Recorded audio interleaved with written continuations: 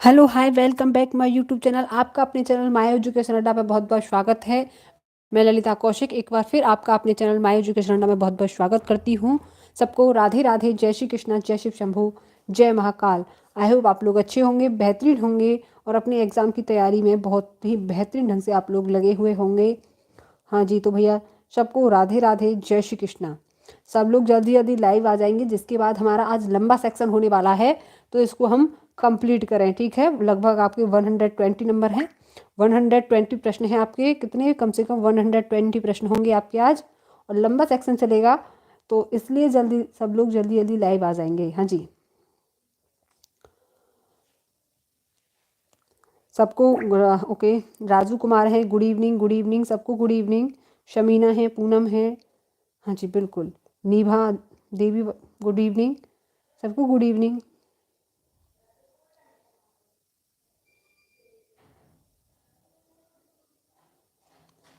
राकेश सिंह, राधे राधे सबको, राधे राधे, जय श्री कृष्ण। तो सबसे पहला प्रश्न है हमारा, सबसे पहला प्रश्न है, बिना टाइम वेस्ट करते हुए प्रश्नों को चलेंगे। लंबा सेक्शन है, काफ़ी सारे प्रश्न हैं, टाइम लगेगा करने में, तो जल्दी चलेंगे। सबसे पहला प्रश्न देखेंगे। अजय भोपाल में है और गंगटोक और पदुचेरी के सम्मेलन में उपस्थित होना है। उसको कहाँ पे है? जो अजय नाम का लड़का है या अजय है, कहाँ पर है? भोपाल में है। उसे गंगटोक पदुचेरी में सम्मिलित होना है।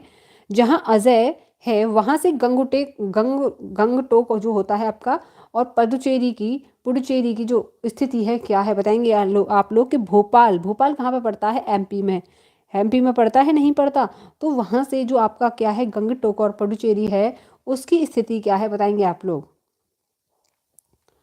हाँ जी,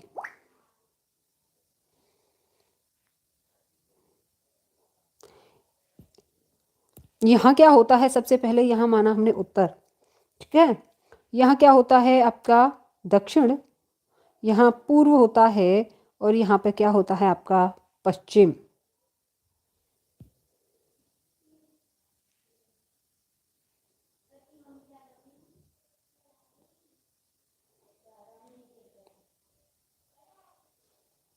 उत्तर, दक्षिण, पूर्व और पश्चिम। बताएंगे आप लोग। भोपाल में है, उसे गंगटोक पुडुचेरी के सम्मेलन में उपस्थित होना है। जहाँ पर अजय है वहाँ से गंगटोक और पुडुचेरी की क्या स्थिति है? हाँ जी, बताएंगे आप लोग।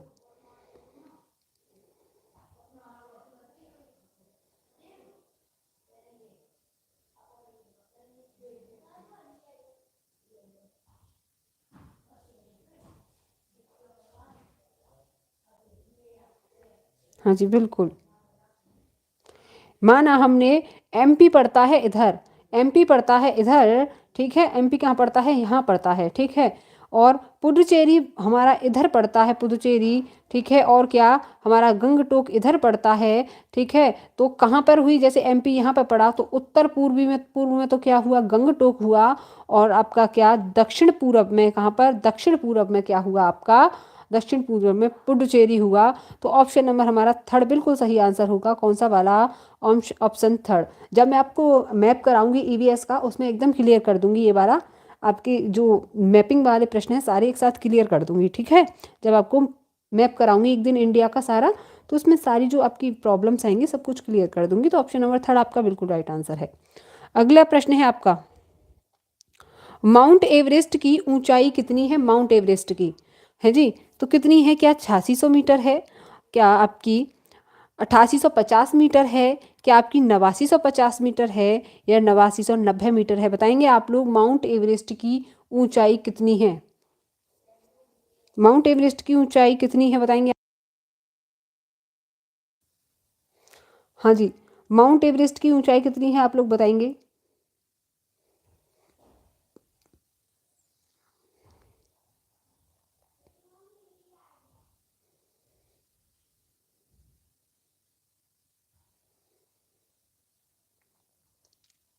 बी बिल्कुल। राजू, शमीना, निभा भी बता रहे हैं, बिल्कुल। अमित सी बता रहे हैं।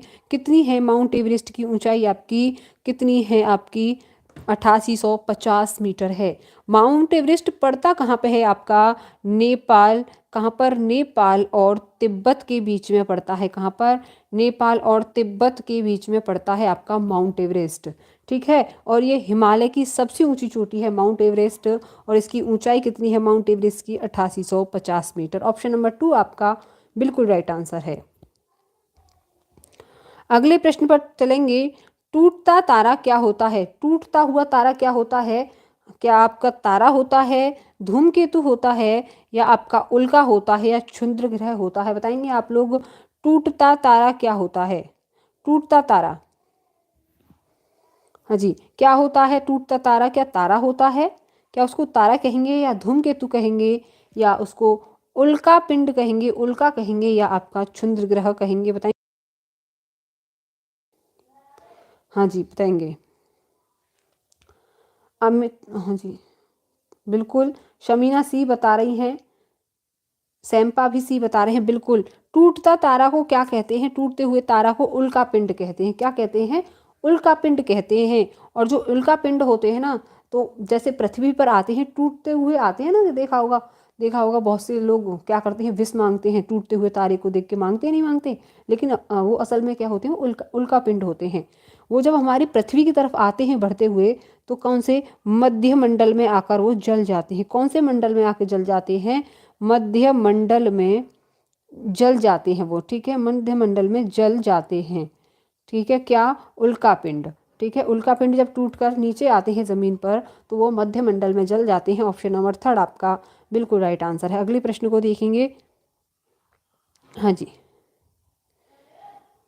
खेजड़ी वृक्ष के बारे में नीचे दिए गए कथनों पर विचार करेंगे। खेजड़ी वृक्ष के बारे में क्या क्या सही है आपका?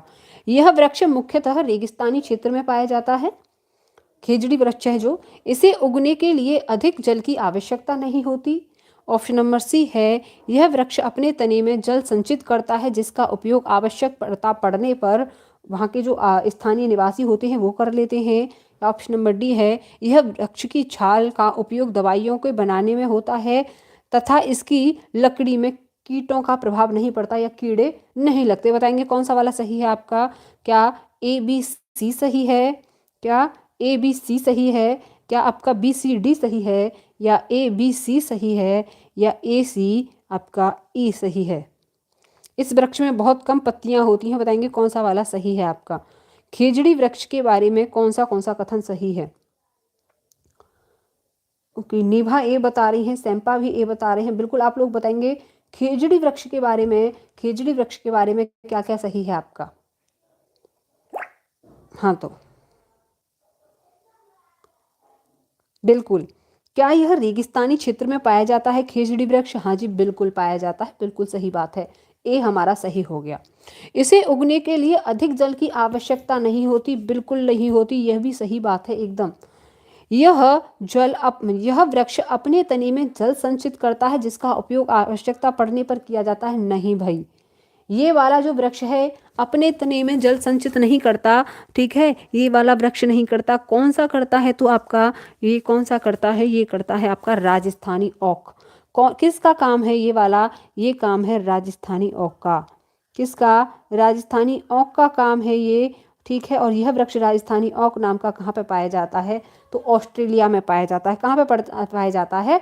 ऑस्ट्रेलिया में पाया जाता है। तो हमारा सी वाला सही नहीं है। यह वृक्ष की छाल का उपयोग दवाइयों को बनाने में होता है, तथा इसकी लकड़ी पर कीड़े का प्रभाव नहीं होता। हाँ जी, बिल्कुल, इसकी लकड़ी पर कीड़े का प्रभाव नहीं होता, और इसकी छाल से क्या है? दवाइयाँ बनाई जाती हैं, बिल्कुल बनाई जाती हैं। ठीक है, क्या इस वृक्ष में बहुत कम पत्तियां होती हैं? बिल्कुल नहीं, यह एक छायादार वृक्ष होता है। कैसा? जो आपका खेजड़ी वृक्ष है छायादार वृक्ष होता है, इसमें काफ़ी सारी पत्तियां होती हैं। तो ये वाली बात भी हमारे खेजड़ी वृक्ष के बारे में सही नहीं है। तो कौन सा सही हुआ? कौन सा? फर्स्ट वाला सही था आपका, सेकंड वाला सही था, और आपका डी, यानी कि ए बी डी। कौन सा सही है? ए बी और डी। देख लेते हैं कौन सा सही है आपका। ए बी और डी।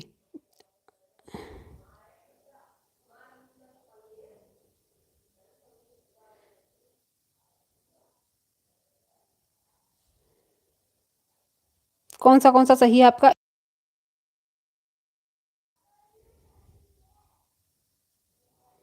देखिए ये वाला तो गलत है और ऑप्शन आपके गलत हो चुके हैं, इसमें ऑप्शन गलत दे रखे हैं आपके। आप इसको लगा लेंगे ए बी सी की जगह ए बी डी कर लेंगे आप लोग। क्या? ए बी डी, क्योंकि जो सेकंड वाला जो ऑप्शन है, थर्ड वाला जो आपका जल संचित करने वाला है, तना में जल संचित करने वाला है, वो कौन सा किसका है, वो किसका एग्जाम्पल है, वो है आपका राजस्थानी ओक का, जो आपका राष्ट्रीय ऑस्ट्रेलिया में पाया जाता है।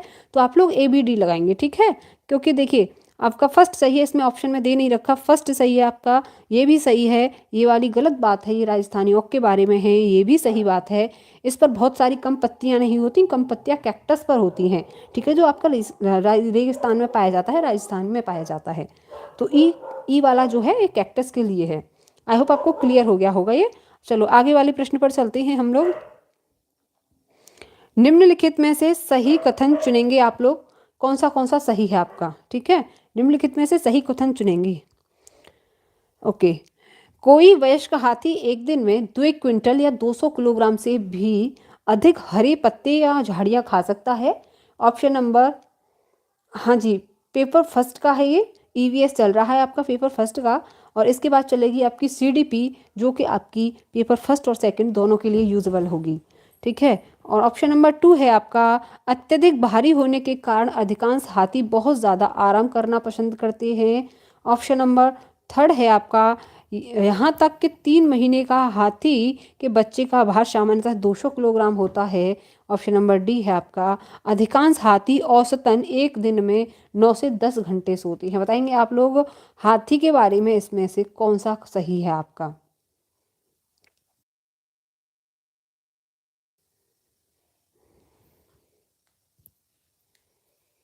हाँ जी, बताएंगे आप लोग।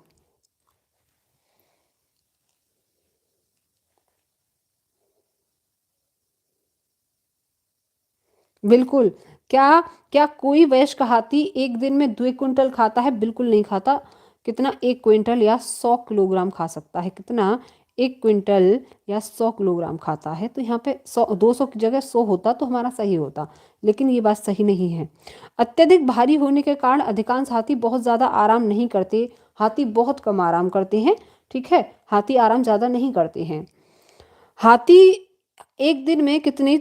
9-10 घंटे नहीं, 3 से 4 घंटे ही सोते हैं। कितना? 3 से 4 घंटे ही सोते हैं। और ये कह रहा है यहाँ तक कि 3 महीने के जो हाथी होता है उसके बच्चे का भार 200 किलोग्राम होता है। ये बिल्कुल बात सही है आपकी, ऑप्शन नंबर सी बिल्कुल राइट आंसर है। अगला प्रश्न है आपका। अगला प्रश्न क्या कह रहा है? एक समूह को चुनिए जिसका प्रयोग पुनः के पश्चात किया जा सकता है। यानी कि वह समूह कौन सा है जिसको रिसाइकिल किया जा सकता है, यानी कि दोबारा यूज किया जा सकता है। तो आपका ऑप्शन नंबर फर्स्ट है पॉलीथीन बैग, कागज, battery, mobile phone. Option number 2 है चादरें, समाचार पत्र, प्लास्टिक की बोतल, बैटरी। ऑप्शन नंबर 3 है लोहे की कील, कांच की बोतल, स्टील मग, गत्ते का डब्बा। या आपका ऑप्शन नंबर 4 है चमड़े का बैग, लकड़ी की मेज, प्लास्टिक का फूलदान और चादरें। बताएंगे आप किसको रिसाइकिल यानी कि पुनः प्रयोग किया जा सकता है आपका। बताएंगे आप लोग इसका आंसर, किसको पुनः प्रयोग किया जा सकता है? क्या पॉलीथीन बैग, कागज, बैटरी, मोबाइल फ़ोन को दोबारा यूज किया जा सकता है? क्या चादर, समाचार पत्र, प्लास्टिक की बोतल, बैटरी को दोबारा रिसाइकिल किया जा सकता है? बताएंगे आप लोग।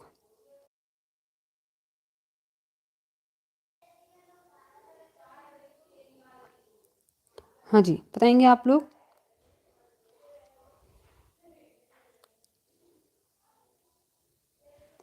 बिल्कुल, कौन सा वाला सही होना चाहिए आपका? सी बता रहे हैं अमित कुमार। बिल्कुल, कौन सा वाला? क्या लोहे की कीलों को दोबारा यूज किया जा सकता है? बिल्कुल किया जा सकता है, उसको पिघलाकर किसी दूसरी शेप में उसको ढाला जा सकता है। कांच की बोतल को रिसाइकिल किया जा सकता है, बिल्कुल किया जा सकता है, क्योंकि कांच पिघल जाता है।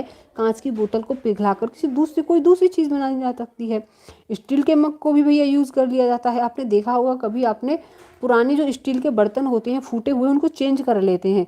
तो क्या जो दुकान वाला है पागल है जो उसको ले लेता है? नहीं भैया, वो दोबारा यूज हो जाता है, यानी कि उसको पिघलाकर नई वस्तु बना देते हैं। गत्ते का डिब्बा, इसको भी रिसाइकिल किया जा सकता है। तो हमारा ऑप्शन नंबर 3 बिल्कुल राइट आंसर है आपका, ऑप्शन नंबर 3। ठीक है, इसमें चादर आ रही है, चादर को दोबारा यूज नहीं करते, ठीक है, चादर को दोबारा यूज नहीं किया जा सकता। ओके, अगला प्रश्न है आपका, दक्षिण भारत में मनाए जाने वाले फसल काटने वाले पर्व कौन से हैं? यानी कि जब आपकी फसल कट जाती है तो कौन से पर्व मनाए जाते हैं दक्षिण भारत में? पोंगल, उगादि, बिहु और लोहड़ी मनाई जाती है। ऑप्शन नंबर 2 है ओणम, पोंगल, बिहु और लोहड़ी। आपका ऑप्शन नंबर 3 है ओणम, पोंगल, उगादि और विशु मनाया जाता है, या आपका ओणम, बिहु, उगादि और विशु मनाया जाता है। बताएंगे आप लोग दक्षिण भारत में मनाए जाने वाले फसल काटने वाले पर्व कौन से हैं आपके? हाँ जी, बताएंगे आप लोग इसका आंसर कौन सा होगा आपके हिसाब से?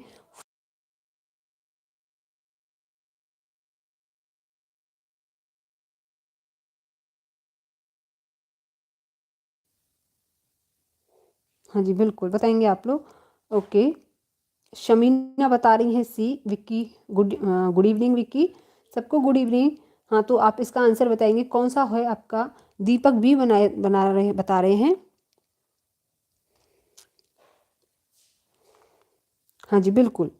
कौन सा वाला होगा? क्या पोंगल मनाया जाता है? बिल्कुल मनाया जाता है, फसल कटने के मान मनाया जाता है पोंगल तमिलनाडु में।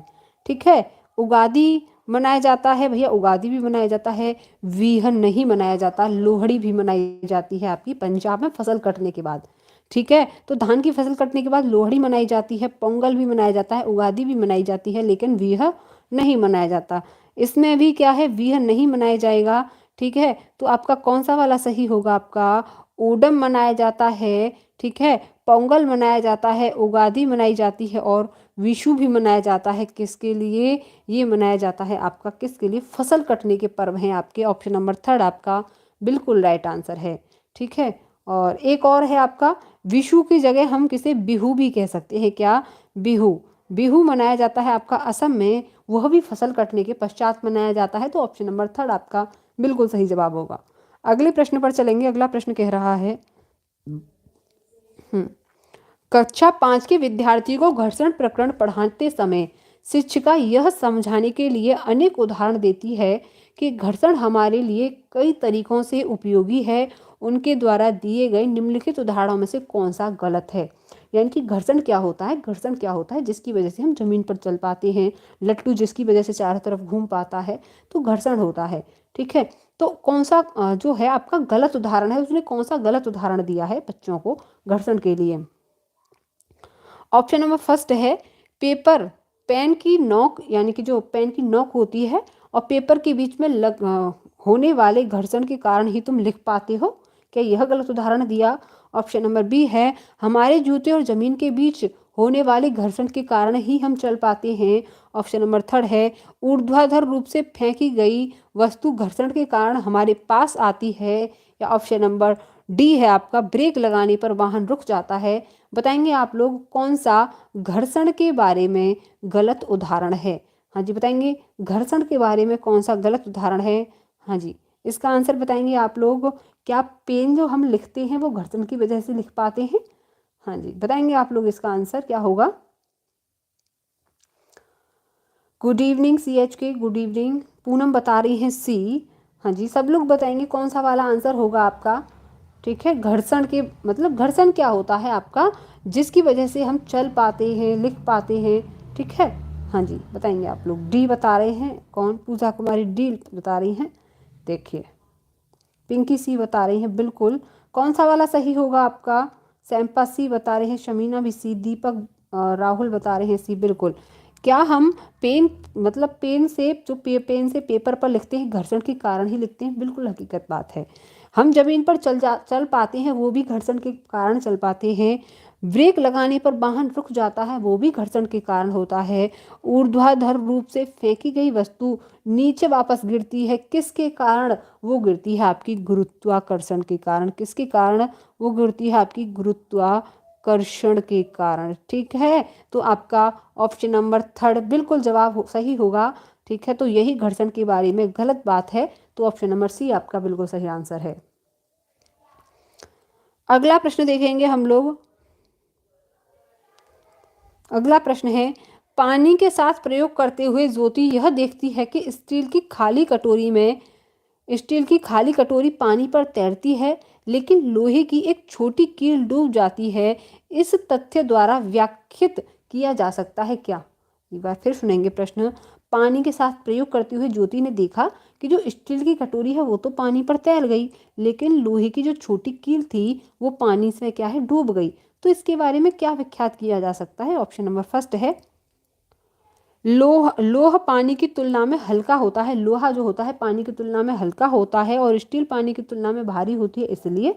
ऑप्शन नंबर बी है स्टील की कटोरी पर लगने वाला बल उसके भार की तुलना में ज़्यादा है, जबकि लोहे की कील पर लगने वाला बल उसकी भार की तुलना में कम है। ऑप्शन नंबर थर्ड है आपका लोहे की कील पर लगने वाला बल उसके भार की तुलना में ज़्यादा है, जबकि स्टील की कटोरी पर लगने वाला बल उसके भार की तुलना में कम है। या ऑप्शन नंबर डी है लोह पानी की तुलना में भारी और स्टील की तुलना में हल्का है। बताएंगे आपका कौन सा वाला सही होगा इसका आंसर? बताएंगे? हाँ जी, इसका आंसर बिल्कुल ऑप्शन नंबर बी बिल्कुल राइट आंसर बता रहे हैं आप। श्वेता बता रही हैं बिल्कुल बी बिल्कुल राइट आंसर है। यानी कि स्टील की कटोरी पर लगने वाला बल, यानी कि देखो बल क्या होता है, आपका दबाव डालना किसी के ऊपर, ठीक है। जैसे कि कोई आप किसी गद्दे को दबाओ, नीचे की तरफ दबाव डालो, ठीक है। जैसे कि कटोरी क्या है, कटोरी को हमने ऊपर रख दिया, वो क्या है पानी के ऊपर दबाव डालेगी, लेकिन लगने वाला बल उसके भार की तुलना में ज़्यादा है, ठीक है। तो नीचे से बल कौन लगा रहा है, पानी लगा रहा है, और भार कितना है कटोरी का, हल्का है, ठीक है। स्टील की कटोरी पर लगने वाला बल उसके भार की तुलना में ज़्यादा है। जो इसका जो भार है कटोरी का, जो पानी का नीचे से बल लग रहा है उसकी तुलना में क्या है, ज़्यादा है। भार है वो नीचे से जो ताकत लगा रहा है पानी, वो ज़्यादा है, कटोरी हल्की है। जबकि लोहे की कील पर लगने वाला बल उसके भार की तुलना में कम है। बिल्कुल ऑप्शन नंबर बी आपका बिल्कुल राइट आंसर है। अगला प्रश्न देखेंगे। अगला प्रश्न क्या कह रहा है हमसे? वायु प्रदूषण प्रकरण पढ़ाने के लिए चार अलग अलग विज्ञान शिक्षक चार तरह की शिक्षण पद्धतियों का प्रयोग करते हैं। निम्नलिखित में से कौन सी पद्धति सबसे ज़्यादा उचित है आपकी? दोबारा सुनेंगे प्रश्न आप लोग। वायु प्रदूषण प्रकरण पढ़ाने के लिए चार अलग अलग विज्ञान शिक्षक चार तरह की पद्धतियों का प्रयोग करते हैं। निम्नलिखित में से सबसे ज़्यादा उचित क्या है? ऑप्शन नंबर फर्स्ट है प्रकरण पूरा करने के बाद अभ्यास में दिए गए प्रश्नों के उत्तर लिखवाना। या ऑप्शन नंबर बी है आपका बी है विद्यार्थियों को वायु प्रदूषण पर वृत्त चित्र दिखाना। या ऑप्शन नंबर सी है विद्यार्थियों को कहना कि दीपावली से पहले और बाद में वायु के नमूनों को इकट्ठा करें और उनकी गुणवत्ता का अध्ययन करते हुए निष्कर्षों को सारणीकृत करें। या ऑप्शन नंबर डी है विद्यार्थी को पाठ्यपुस्तक से प्रकरण का स्वस्वर पठन करने के लिए कहना और संकल्पना शब्दावली का अर्थ स्पष्ट कराना। बताएंगे आप लोग वायु प्रदूषण के बारे में सबसे ज़्यादा उचित कौन सा है? हाँ जी, बताएंगे वायु प्रदूषण के बारे।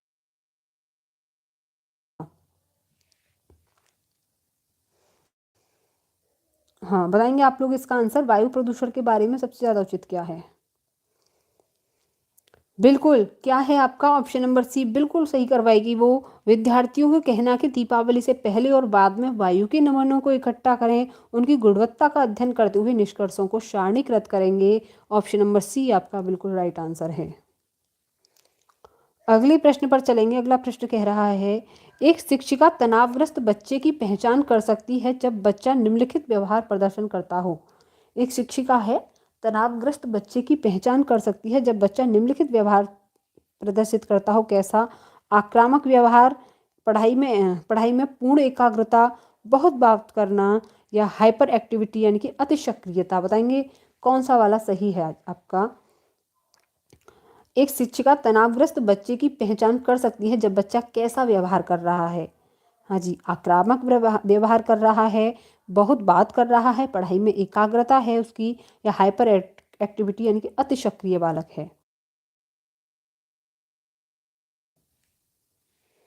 बिल्कुल, नमस्कार सबको, नमस्ते नेहा। हाँ जी, बताएंगे आप लोग कौन सा वाला सही है आपका इसमें? बिल्कुल, कैसा है यानी कि क्या? हाइपर एक्टिविटी अति सक्रिय बालक कैसे होते हैं? जिनको बिल्कुल पेशेंस नहीं होता, हर चीज़ को पूछने के लिए अरे मैम ये बता दो, अरे मैम वो बता दो, अति सक्रिय हर चीज़ में, मतलब पहले से पहले, और चाहे गलत आंसर बताएंगे लेकिन सबसे पहले उछलेंगे, हाँ मैं बताऊंगा मैम, सबसे पहले उछलेंगे, वो अति सक्रिय बात होते हैं। आक्रामक व्यवहार जैसे कि गाली देना, बदतमीजी करना, बात बात पर चिढ़ना, तो ये वाला होता है। ये होते हैं कैसे बच्चे, ये होते हैं आपके तनावग्रस्त बच्चे। हम बच्चा आक्रामक कैसे व्यवहार करता है, हो सकता है उसके घर में कोई प्रॉब्लम हुई हो, इसलिए वो तनाव या आक्रामक व्यवहार कर सकता है बच्चा। तो तनावग्रस्त बच्चे की पहचान कैसे हो सकती है, वो आक्रामक व्यवहार करता हो। तो ऑप्शन नंबर ए आपका बिल्कुल राइट आंसर है। हाइपर एक्टिविटी, अति सक्रियता वाला बच्चा होता है। हर चीज़ में एक्टिविटी दिखाने की कोशिश करता है, चाहे गलत बोलेगा लेकिन बोलेगा सबसे पहले, ठीक है।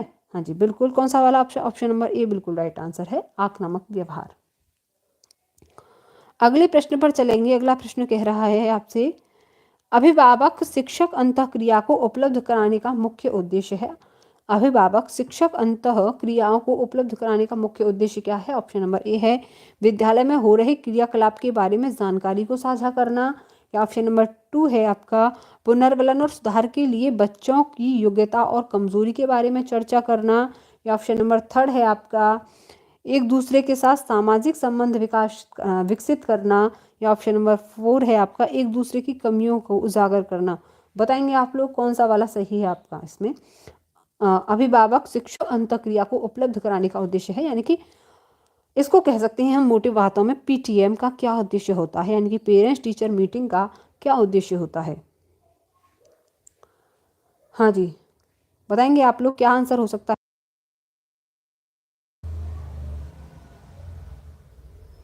बिल्कुल सी बता रहे हैं, एक दूसरे के साथ सामाजिक संबंध विकसित करना। क्या इसके लिए पीटीएम होती है। अरे मेरे भाई, किस लिए होती है पीटीएम, क्या हो रहे क्रियाकलापों को साझा करेंगे, पुनर्वलन के लिए बच्चों की योग्यता और कमजोरी के बारे में चर्चा कर सकते हैं। किसके लिए, पुनर्वलन के लिए, पुनर्वलन और सुधार के लिए वो टीचर को बता सकता है हाँ जी ये कमी है वो कमी है, ठीक है। और इसके लिए इसके बारे में कभी पीटीएम में गए हो, कभी आप अगर आपका छोटा कोई भाई हो बहन हो उसके पीटीएम में आप कभी जाना, तो किसके बारे में बात होती है, बच्चों की कमजोरियों के बारे में, बच्चे क्या प्रॉब्लम कर रहे हैं पढ़ने में, बच्चों को क्या दिक्कत हो रही है, उसके सबके बारे में चर्चाएं होती हैं।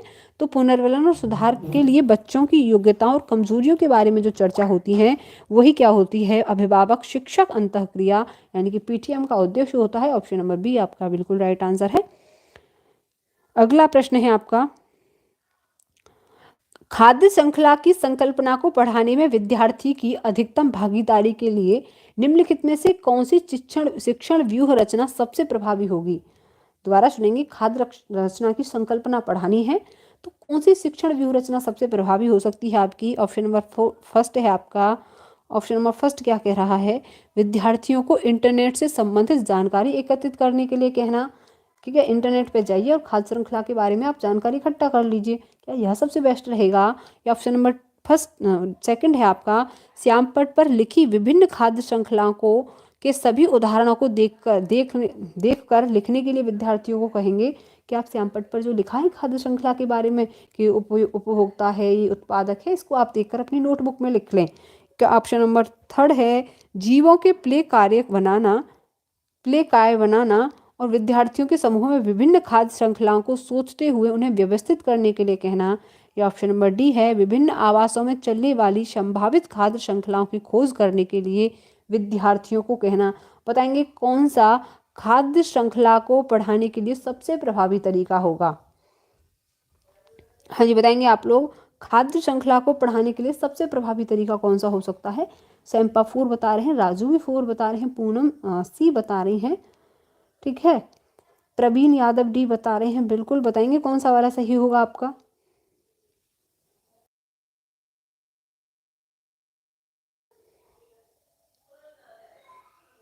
क्या हम बच्चे को विभिन्न आवासों में चलने वाली खाद्य श्रृंखला की खोज करेंगे। क्या हम बच्चे से कहेंगे कि आप पानी में कूद जाएं तालाब में और उसकी खोज करके लाएं। नहीं भैया, क्या हम समुद्री खाद्य श्रृंखला की खोज करवाएंगे बच्चे से।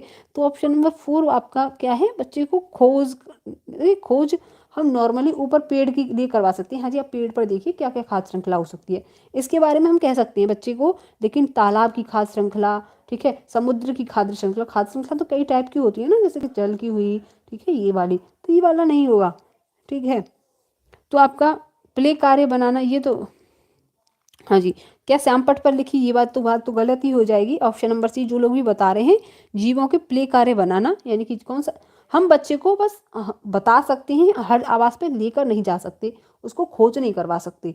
ठीक है, विद्यार्थियों के समूहों में विभिन्न खाद्य श्रृंखलाओं को सोचते हुए उन्हें व्यवस्थित करने के लिए कहना, ये वाला ऑप्शन आपका सी राइट हो जाएगा।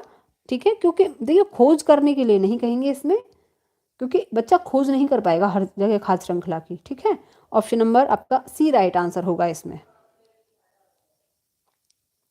अगला प्रश्न है आपका, ओहो ऑप्शन कट गए इसके तो, ओके ठीक है, मैं बता दूंगी ऑप्शन आपको आगे। खाली जगह के लिए मछली घर एक्वेरियम में हवा वाला पंप रखा जाता है, बताएंगे आप लोग। मछली घर में आपका हवा वाला जो पंप होता है वो किस लिए रखा जाता है? पानी को साफ करने के लिए, ठीक है, जलीय पौधों को अधिक कार्बन डाइऑक्साइड उपलब्ध कराने के लिए, या ऑप्शन नंबर सी है आपका ज़्यादा O2 यानी कि ऑक्सीजन उपलब्ध कराने के लिए। बताएंगे आप लोग हवा वाला पंप एक्वेरियम में क्यों रखा जाता है?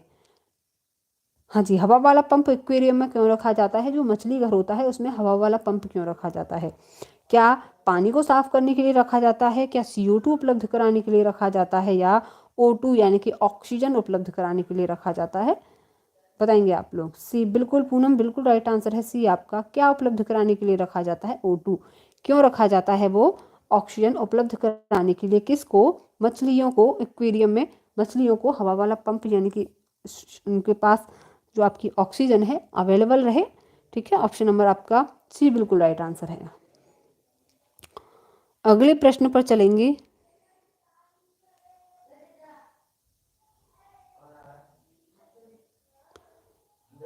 ये हो चुका है आपका।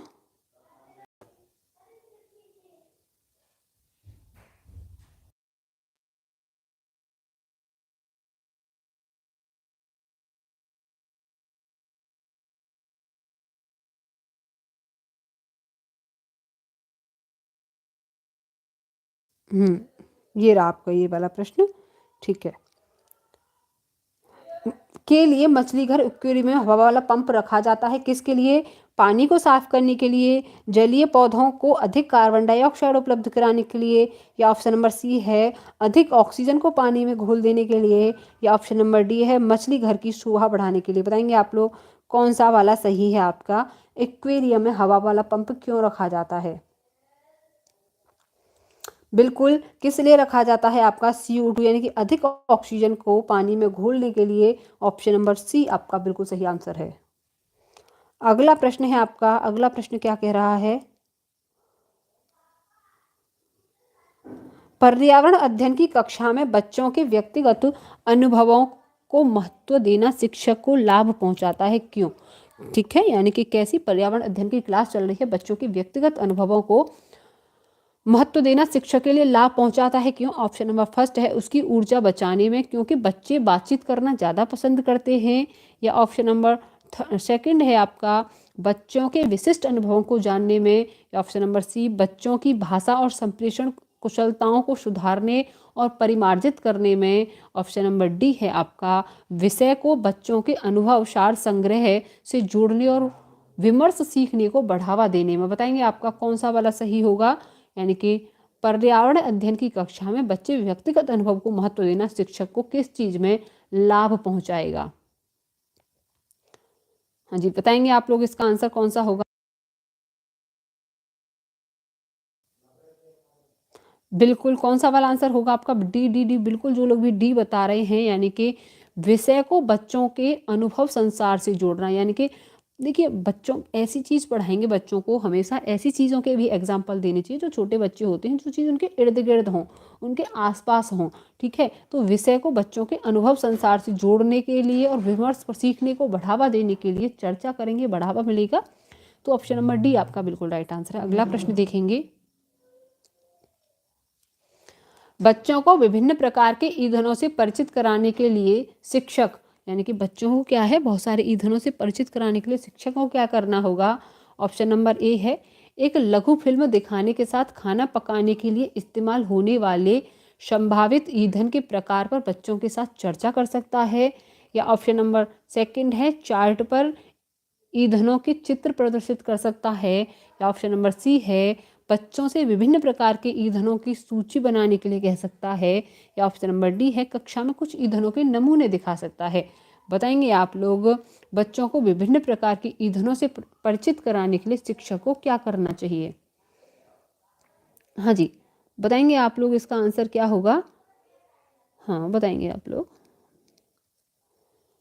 बिल्कुल, क्या एक लघु फिल्म दिखाने के साथ, ठीक है, खाना पकाने में इस्तेमाल होने वाले संभावित ईंधनों के प्रकार पर बच्चों के साथ चर्चा कर सकता है? बिल्कुल के लिए नहीं नहीं नहीं। हाँ जी, बिल्कुल ए बता रहे हैं राजू, बिल्कुल राइट आंसर है आपका राजू। ऑप्शन नंबर ए, यानी कि एक लघु फिल्म यानी कि एक शॉर्ट फिल्म दिखा सकता है ईंधनों के बारे में, ठीक है, और ईंधन के ऊपर चर्चा कर सकता है क्लास में। ऑप्शन नंबर फर्स्ट आपका बिल्कुल राइट आंसर है।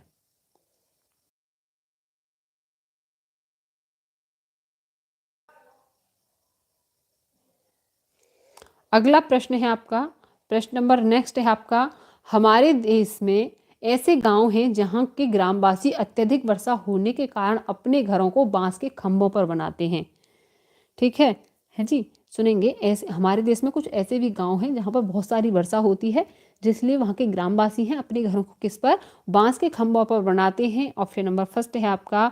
और ये घर कितने होते हैं? यह घर जमीन से 10 से 12 फीट यानी कि 3 से 3.5 मीटर ऊंचाई पर होते हैं। इन घरों के अंदर लकड़ी का ही बनाया जाता है, घर अंदर से लकड़ी के होते हैं। ये गाँव कहाँ पर स्थित हैं? प्रश्न को दोबारा सुनेंगे आप लोग। हमारे देश में कुछ गांव ऐसे भी हैं जहां के ग्रामवासी अत्यधिक वर्षा होने के कारण अपने घरों को बांस के खंभों पर बनाते हैं, ठीक है, और ज़मीन से कम कितने, 10 से 12 फीट यानी कि 3 से 3.5 फीट मीटर ऊंचे ये बनाते हैं। इन घरों के अंदर लकड़ी का ही प्रयोग होता है। तो ये घर कहाँ पे होते हैं आपके? हिमाचल प्रदेश में होते हैं क्या, क्या उत्तराखंड में होते हैं, या असम में होते हैं? असम में होते हैं, उत्तराखंड में होते हैं, या तमिलनाडु में होते हैं? बताएंगे आप लोग। सी बता रही हैं पूनम, बिल्कुल। पिंकी भी सी बता रही हैं, अमित ए बता रहे हैं, सैम्पा सी बता रहे हैं, कुमारी ब्यूटी असम बता रही हैं। बिल्कुल, कौन सा वाला सही है आपका? बिल्कुल, कौन सा वाला सही है? असम। असम में घर कैसे बनाए जाते हैं? बांस के खंभों पर बनाए जाते हैं, ठीक है, ऐसे करके बांस के खंभों पर बनाए जाते हैं घर। और छतों को भी ढलवा बनाया जाता है, जिससे कि बारिश का पानी सारा नीचे आ जाए। अगला प्रश्न है आपका, एक प्राथमिक स्तर की अध्यापिका जल भाव कक्षा 4 के बच्चों को प्रभावपूर्ण तरीके से आंकेगी। एक बार फिर सुनेंगे, प्राथमिक स्तर की अध्यापिका है, जल के बारे में पढ़ाना है बच्चे को, तो कैसे पढ़ाएगी, प्रभावपूर्ण तरीके से कैसे बताएगी बच्चों को? क्या वह ऑप्शन नंबर फर्स्ट है बच्चों को जल संरक्षण यानी कि जल को बचाने के लिए नारे लिखने के लिए कहेगी, या ऑप्शन नंबर बी है उपयुक्त विषय पर एक लिखित परीक्षा का आयोजन कराएगी? ऑप्शन नंबर सी है आपका यह पता करके कि उन्होंने अपने दैनिक जीवन में जल की बचत कैसे प्रारंभ की, या ऑप्शन नंबर डी है जल संरक्षण में पोस्टर बनाने की गतिविधि का आयोजन करके? बताएंगे आप लोग कौन सा वाला सही होगा आपका जल संरक्षण से संबंधित? हाँ जी, एक कक्षा 4 की अध्यापिका है, ओके, कक्षा 4 में पढ़ा रही है वो अध्यापिका, तो बच्चों को जल संरक्षण के बारे में कैसे पढ़ाएगी? हाँ जी, बताएंगे आप लोग कैसे पढ़ाएगी जल संरक्षण के बारे में?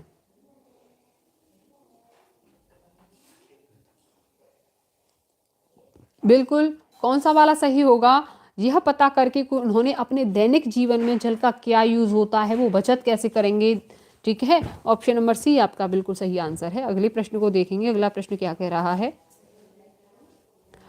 आपके प्रधानाचार्य ने आपको कहा कि कक्षा 5 के विद्यार्थी शैक्षिक अवलोकन यात्रा के लिए जाएं। इस अवलोकन या सार्थक बनाने के लिए आप अपनी योजना में क्या सम्मिलित कर सकेंगे? ठीक है, एक बार फिर सुनेंगे प्रश्न को।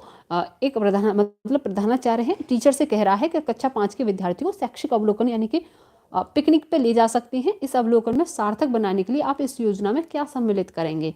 ऑप्शन नंबर फर्स्ट है आपका क्रियाकलापों की एक स्त्रीकृत शीट उस स्थान के बारे में तैयार करना और प्रामाणिक तथा सार्थक अध्ययन के लिए उसे विद्यार्थी के साथ यात्रा से पहले ही साझा कर लेंगे है, यानी कि जहाँ पर जा रहे हैं वहाँ के बारे में बच्चे को पहले से ही सारी बातें बता देंगे।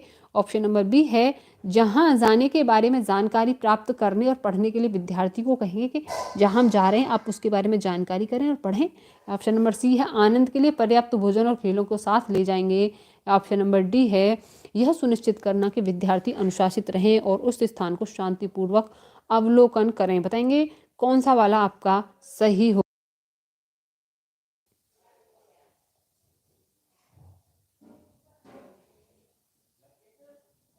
हाँ जी, बताएंगे इसका कौन सा वाला सही होगा आपका इसमें। ओके, हाँ जी, बताएंगे पिकनिक पर अगर कोई बच्चा जा रहा है, ठीक है, तो उसके बारे में क्या आपका सही होगा।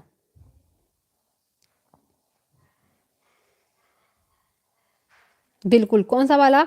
Option number A. जो लोग भी ऑप्शन नंबर ए बता रहे हैं, क्रियाकलाप की स्त्रीकर सीट पहले से बना लेंगे, बच्चे को पहले से बता देंगे कि हम वहाँ जा रहे हैं। जैसे कि ताजमहल पर बच्चे को ले जा रहे हैं तो बच्चे को पहले से ही बताएंगे कि ऐसे ऐसे वो शाहजहाँ ने बनवाया था, ठीक है। तो शाहजहाँ क्या था, शाहजहाँ जहांगीर का बेटा था। और जहांगीर कौन था, जहांगीर आपका किसका बेटा था, वो अकबर महान का बेटा था। तो ऐसे ऐसे करके सब कुछ बताएंगे, बच्चे को क्रियाकलापों के बारे में बताएंगे। तो पहले ही बच्चे को सारा बता देंगे तो बच्चा वहाँ पे अवलोकन करेगा तो वो अपने माइंड में सारी बातों को रख लेगा, ठीक है। यानी कि पहले ही बच्चे को बता देंगे, यानी कि एक मोटी मोटी जानकारी दे देंगे बच्चे को। तो बच्चा क्या है, उस चीज़ को जाके एब्जॉर्व कर लेगा कि हाँ जी ऐसे है, ये शाहजहाँ की कब्र है, ये आपकी मुमताज़ की कब्र है। तो ऐसे करके बच्चे को सब कुछ पता चलेगा। तो ऑप्शन नंबर फर्स्ट आपका बिल्कुल राइट आंसर है।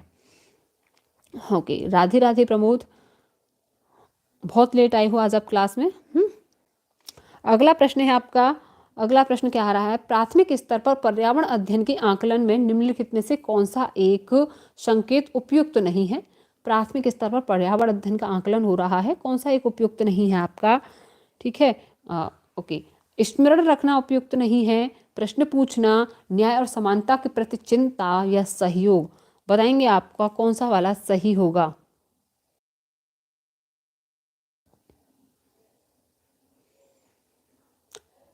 प्राथमिक स्तर पर पर्यावरण अध्ययन का आकलन कराया जा रहा है तो कौन सा आपका इसमें से सही नहीं है।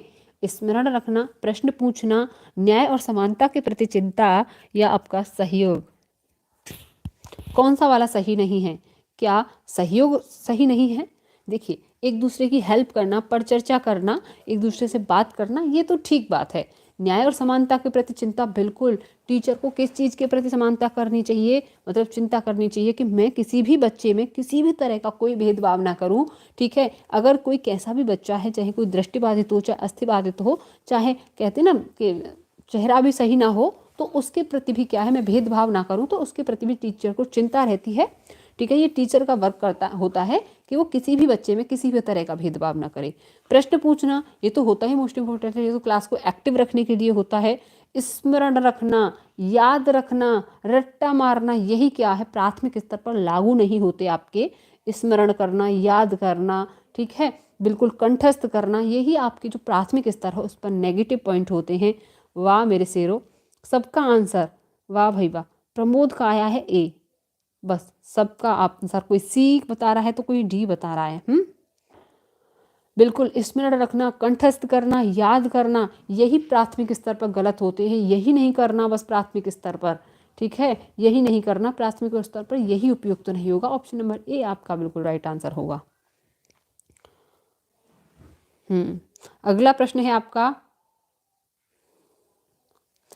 इस पौधे में पत्तियां हैं जिन्हें सब्जी की तरह प्रयोग में लाया जाता है, इसके बीजों से हम तेल भी प्राप्त कर लेते हैं। एक पौधा है आपका, इसकी पत्तियों से क्या है, हम सब्जी भी बना लेते हैं, ठीक है, बड़ी ही फेमस होती है। मक्का की रोटियों के साथ खाते हैं उसको, मक्की की जो रोटियां बनाते हैं ना उसके साथ खाई जाती है वो वाली सब्जी। तो ये किसकी सब्जी होती है, पालक की सब्जी होती है क्या, जिसकी, ठीक है, इसके जो बीजों से तेल भी प्राप्त होता है हमें, क्या पालक की सब्जी होती है, क्या नारियल की, क्या बंद गोभी की, या सरसों की। बताएंगे आप लोग कौन सा वाला सही है आपका। हाँ जी, बताएंगे कौन सा वाला सही है। इसके बीजों को भी किसका क्या है, तेल निकालने के लिए काम आता है। हाँ जी, और इसका जो वेस्ट मटेरियल होता है उसे जो भैंसों का चारा होता है शायद, जिसे चारे में मिलाते हैं, खल टाइप होता है, उसको वेस्ट मटेरियल के रूप में निकाला जाता है। हाँ जी बिल्कुल, सरसों। सरसों की सब्जी, सरसों के पत्ते की सब्जी बनाई जाती है। सरसों की उसको बोलते हैं सरसों का साग, और मक्के की रोटी के साथ वो अक्सर आपके पंजाब में पसंद किया जाता है उसको खाना। तो ऑप्शन नंबर डी आपका बिल्कुल राइट आंसर है। अगला प्रश्न देखेंगे। एक क्षेत्र में ग्रामीण अपने घरों में बहुत मोटी दीवारें बनाते हैं जो मिट्टी से सनी होती हैं, मिट्टी की बनी होती हैं। घरों की छतें कटीली झाड़ियों से बनी होती हैं। इस क्षेत्र में बारिश बहुत कम होती है, बहुत गर्म भी होता है ये क्षेत्र। यह क्षेत्र कहाँ पे है बताएंगे आप लोग? क्या झारखंड में है, क्या आपका राजस्थान में है, क्या उत्तर प्रदेश में है, या आपका ऑप्शन नंबर डी है बिहार में है? बताएंगे आप लोग। मिट्टी के घर, मोटी दीवारें, छतें कटीली झाड़ियों की, वर्षा भी बहुत कम होती है, तो ये वाली जगह आपकी कहाँ है?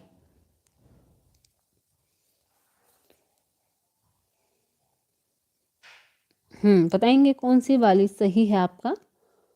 Okay, B, Rajasthan. राजस्थान बिल्कुल, जो लोग भी बी बता रहे हैं बहुत ही बेहतरीन आंसर है उनका। कैसे घर पाए जाते हैं राजस्थान में? राजस्थान में आपके कितने मोटी दीवारों के घर, मिट्टी के घर पाए जाते हैं जिनको लीपा भी जाता है। उन पर एक सुंदर आकृतियां भी बनाई जाती हैं। और वहाँ के जो जैसे राजा महाराजा हैं पहले जो थे, उनके चित्र भी बनाए जाते हैं। और बारिश भी बहुत कम होती है, तो बिल्कुल ऑप्शन नंबर बी आपका बिल्कुल राइट आंसर है। जो छतें बनाई जाती हैं वो किसकी? नीम और कीकर की बनाई जाती हैं। किसकी? नीम और कीकर की बनाई जाती हैं अक्सर। तो ऑप्शन नंबर आपका बी बिल्कुल राइट आंसर है। अगले प्रश्न पर चलेंगे। हमारे देश के किस भाग में लोगों के रहने के लिए बने बड़े तिकोने टेंट को रेबो कहते हैं और जानवरों के रहने के स्थान को लेखा कहते हैं? बताएंगे आप लोग कौन सा वाला सही होगा इसमें? यानी कि हमारे देश में एक ऐसा भी स्थान है आपका कि जहाँ पे लोग क्या है, तिकोने टेंटों में रहते हैं, और उन टेंटों को क्या, रेबो कहते हैं। और जहाँ पे उनके जानवर रहते हैं उन लोगों के, उसको लेखा कहते हैं। वो स्थान कहाँ पे है आपका? क्या आपका अरुणाचल प्रदेश में है, क्या आपका मेघालय में है, क्या आपका जे एंड के जम्मू कश्मीर में है, क्या आपका वो स्थान लेह लद्दाख में है? बताएंगे आपका कौन सा वाला सही होगा? हाँ जी, बताएंगे कौन सा वाला सही होगा आपका?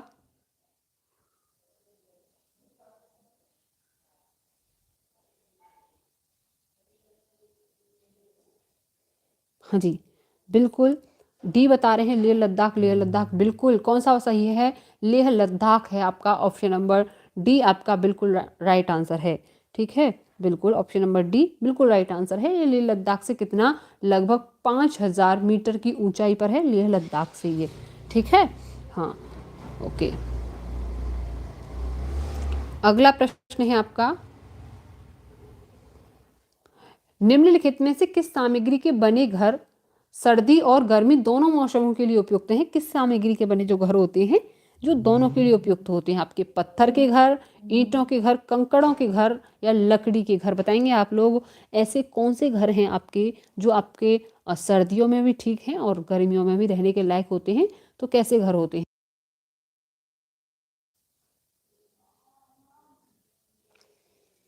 ओके, डी बता रहे हैं अमित, और नीलम भी बता रही हैं, नीलम यादव डी बिल्कुल। कैसे घर होते हैं? लकड़ियों के घर। लकड़ियों के जो बने घर होते हैं ना, वो सर्दियों के लिए भी उपयुक्त होते हैं और गर्मियों के लिए भी उपयुक्त होते हैं। ऑप्शन नंबर डी आपका बिल्कुल राइट आंसर है। अगले प्रश्न पर चलेंगे। निम्नलिखित का मिलान कीजिए कि कौन सा किससे मैच करता है? ठीक है, ठीक है, ओके। असम आगे है हाउस बोट, लद्दाख है आगे है पत्थर के बने घर, फर्श और छतें और लकड़ी। सी है आपका हिमाचल प्रदेश, मनाली हिमाचल प्रदेश, मिट्टी के घर, कटीली झाड़ियाँ। राजस्थान में पत्थर लकड़ी के बने ढालू छतें होती हैं। या आपका पांचवा है मजबूत बांसों के बने ढालू घर। बताएंगे कौन सा किससे मैच कर रहा है आपका?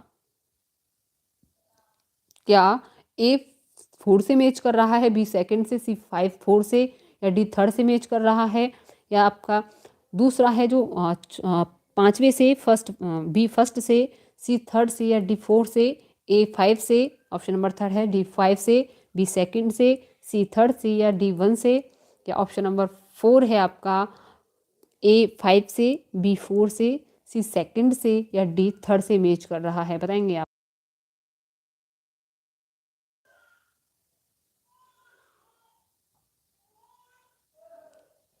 हाँ जी, बताएंगे कौन सा वाला सही होगा। असम में कैसे घर पाए जाते हैं? असम में कैसे घर पाए जाते हैं? तो भैया असम में पाए जाते हैं मजबूत बांसों के बने घर, है ना। बताया था ना मैंने आपको, असम में कैसे घर पाए जाते हैं? मजबूत बांसों के घर। तो ए किससे मैच हो गया? हमारा ए हो गया 5 से मैच। ठीक है, ओके, ए 5 से मैच हो गया। लद्दाख में कैसे घर पाए जाते हैं? हमारे लद्दाख में तो किसके? पत्थर के बने घर पाए जाते हैं। किसके? पत्थर के बने घर पाए जाते हैं। और किसकी? ढालू छतें होती हैं, लकड़ी की छतें होती हैं। बताएंगे आप लोग क्या होता है आपका? हाँ जी बिल्कुल, लद्दाख के घर। देखिए असम के घर कैसे, इससे सॉरी, असम में कैसे घर पाए जाते हैं? एक मिनट, अरे है, असम में कैसे घर पाए जाते हैं? मजबूत बांसों के। लद्दाख में पत्थर के बने घर होते हैं। फर्श और छतें किसकी? लकड़ी की बनी होती हैं। बिल्कुल, सेकंड किसका? सेकंड से ही मैच हो गया। ए किससे? 5 से। सेकंड किसका? किससे मैच हुआ आपका? यानी कि बी हुआ आपका सेकंड से मैच। मनाली में कैसे घर पाए जाते हैं आपके? मनाली में पत्थर के घर पाए जाते हैं आपके। किसके? पत्थर के घर पाए जाते हैं। ठीक है, तो सी किससे मैच हुआ आपका? किससे मैच हुआ आपका? ओके, 4 से। ठीक है, और डी यानी कि राजस्थान में कैसे घर पाए जाते हैं? मिट्टी के घर पाए जाते हैं। कटीली झाड़ियों की छतें पाई जाती हैं। तो आपका डी किससे मैच हुआ? थर्ड से। डी किससे मैच हुआ? थर्ड से मैच हुआ। एक बार दोबारा देखेंगे, एक बार दोबारा देखेंगे। असम में कैसे घर पाए जाते हैं? मजबूत बांसों के बने ढालू छतें पाई जाती हैं आपकी। कहाँ पर? असम में। ठीक है, मनाली में कैसे घर पाए जाते हैं? मनाली में घर पाए जाते हैं आपके पत्थर के और जो लकड़ी की कैसी ढालू छतें होती हैं। कैसी ढालू छतें होती हैं? जिससे कि वहाँ पे बर्फ पड़ती है ना, वो बर्फ ऊपर ना रुक के सारी नीचे आ जाए, इसलिए वहाँ की जो छतें होती हैं लकड़ी की ढालू बनाई जाती हैं। ठीक है, ओके। और कैसे? लद्दाख में बिल्कुल पत्थर के घर होते हैं, फर्श वहाँ पर लकड़ी की होते हैं, छतें भी लकड़ी की होती हैं। हाँ जी, ठीक है। और राजस्थान में मिट्टी के घर और कटीली झाड़ियों की छत होती हैं। तो कौन सा? ए में 5, बी में सेकंड, और सी में 4, और डी में बिल्कुल कौन सा वाला आंसर सही होगा हमारा? ए में कौन सा? 5 है, बी में सेकंड, सी में 4, डी में थर्ड। बिल्कुल ऑप्शन नंबर ए हमारा बिल्कुल राइट आंसर है। ऑप्शन नंबर ए बिल्कुल राइट आंसर। एक बार और क्लियरिटी कर देती हूँ। असम में कैसे घर? मजबूत बांसों के घर पाए जाते हैं। लद्दाख में पत्थर के घर पाए जाते हैं। फर्श किसके? लकड़ी की, और छतें भी लकड़ी की होती हैं। मनाली में कैसे घर होते हैं? पत्थर के घर होते हैं, और जो छतें होती हैं ढालू होती हैं, लकड़ी की बनी होती हैं। ठीक है, और राजस्थान में कैसे घर पाए जाते हैं आपके? मिट्टी के घर पाए जाते हैं। मोटी मिट्टी होती है ना, उसके घर पाए जाते हैं, और कटीली झाड़ियों की छतें होती हैं। ओके, आई होप आपको घरों के बारे में सब कुछ क्लियर हो गया होगा। यहाँ से आगे देखेंगे अगला प्रश्न क्या कह रहा है आपसे।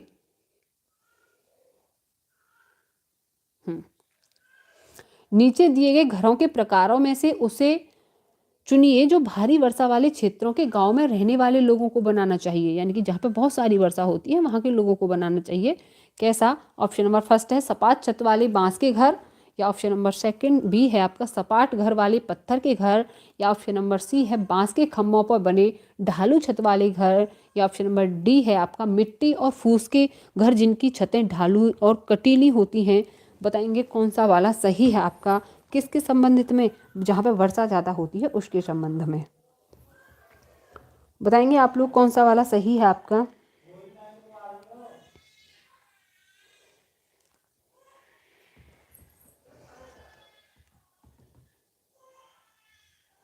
सी बता रहे हैं, ओके, निभा ए बता रही हैं, अमित डी बता रहे हैं, पिंकी सी बता रही हैं, नीलम बी बता रही हैं। देखिए कहाँ पर, जहाँ पर वर्षा ज़्यादा होती है ऐसे घर कहाँ पे पाए जाते हैं? असम में पाए जाते हैं। कहाँ पर? असम में पाए जाते हैं। ठीक है, ऐसे घरों को असम में बनाया जाता है ना। कहाँ पर? ठीक है, तो किसके? बांस के खम्भों पर बनाए जाती हैं ये घर। कैसे? बांस के खम्भों पर ढालू छतें इनकी बनाई जाती हैं। जो लोग भी सी बता रहे हैं एकदम सही आंसर है उनका। अगले प्रश्न पर चलेंगे।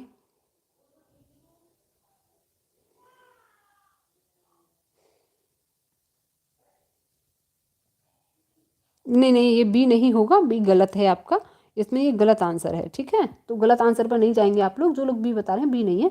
ठीक है, ये वाला आपका बिल्कुल सही है। जहाँ पे वर्षा ज़्यादा होती है बांस के खम्भों पर घर बनाती हैं, जो आपके कितने 3 से 3.5 मीटर की ऊंचाई पर होते हैं। छतें ढालू बनाती हैं उनकी।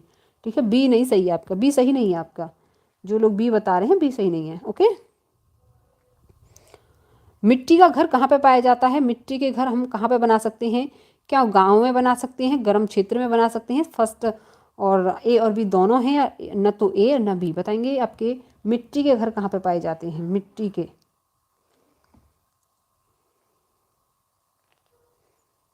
बिल्कुल कहाँ पे पाए जाते हैं? आपके गांव में भी पाए जाते हैं और गर्म क्षेत्र में भी पाए जाते हैं। ऑप्शन नंबर सी आपका, यानी कि ए और बी दोनों सही बात है।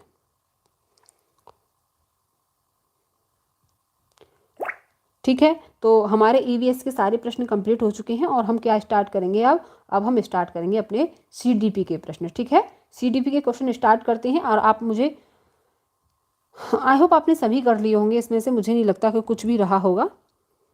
ओके,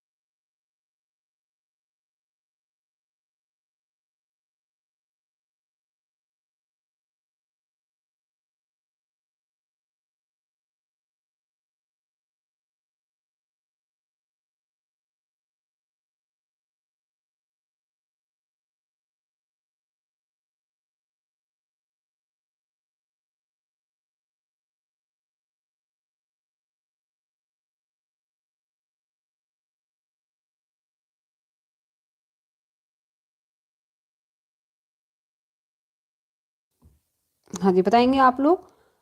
ओके, सीडीपी के प्रश्न स्टार्ट हो चुके हैं और सीडीपी के ये सारे जो प्रश्न हैं आपके आपके एग्जाम फर्स्ट और सेकंड दोनों में भी यूजेबल हैं। ठीक है,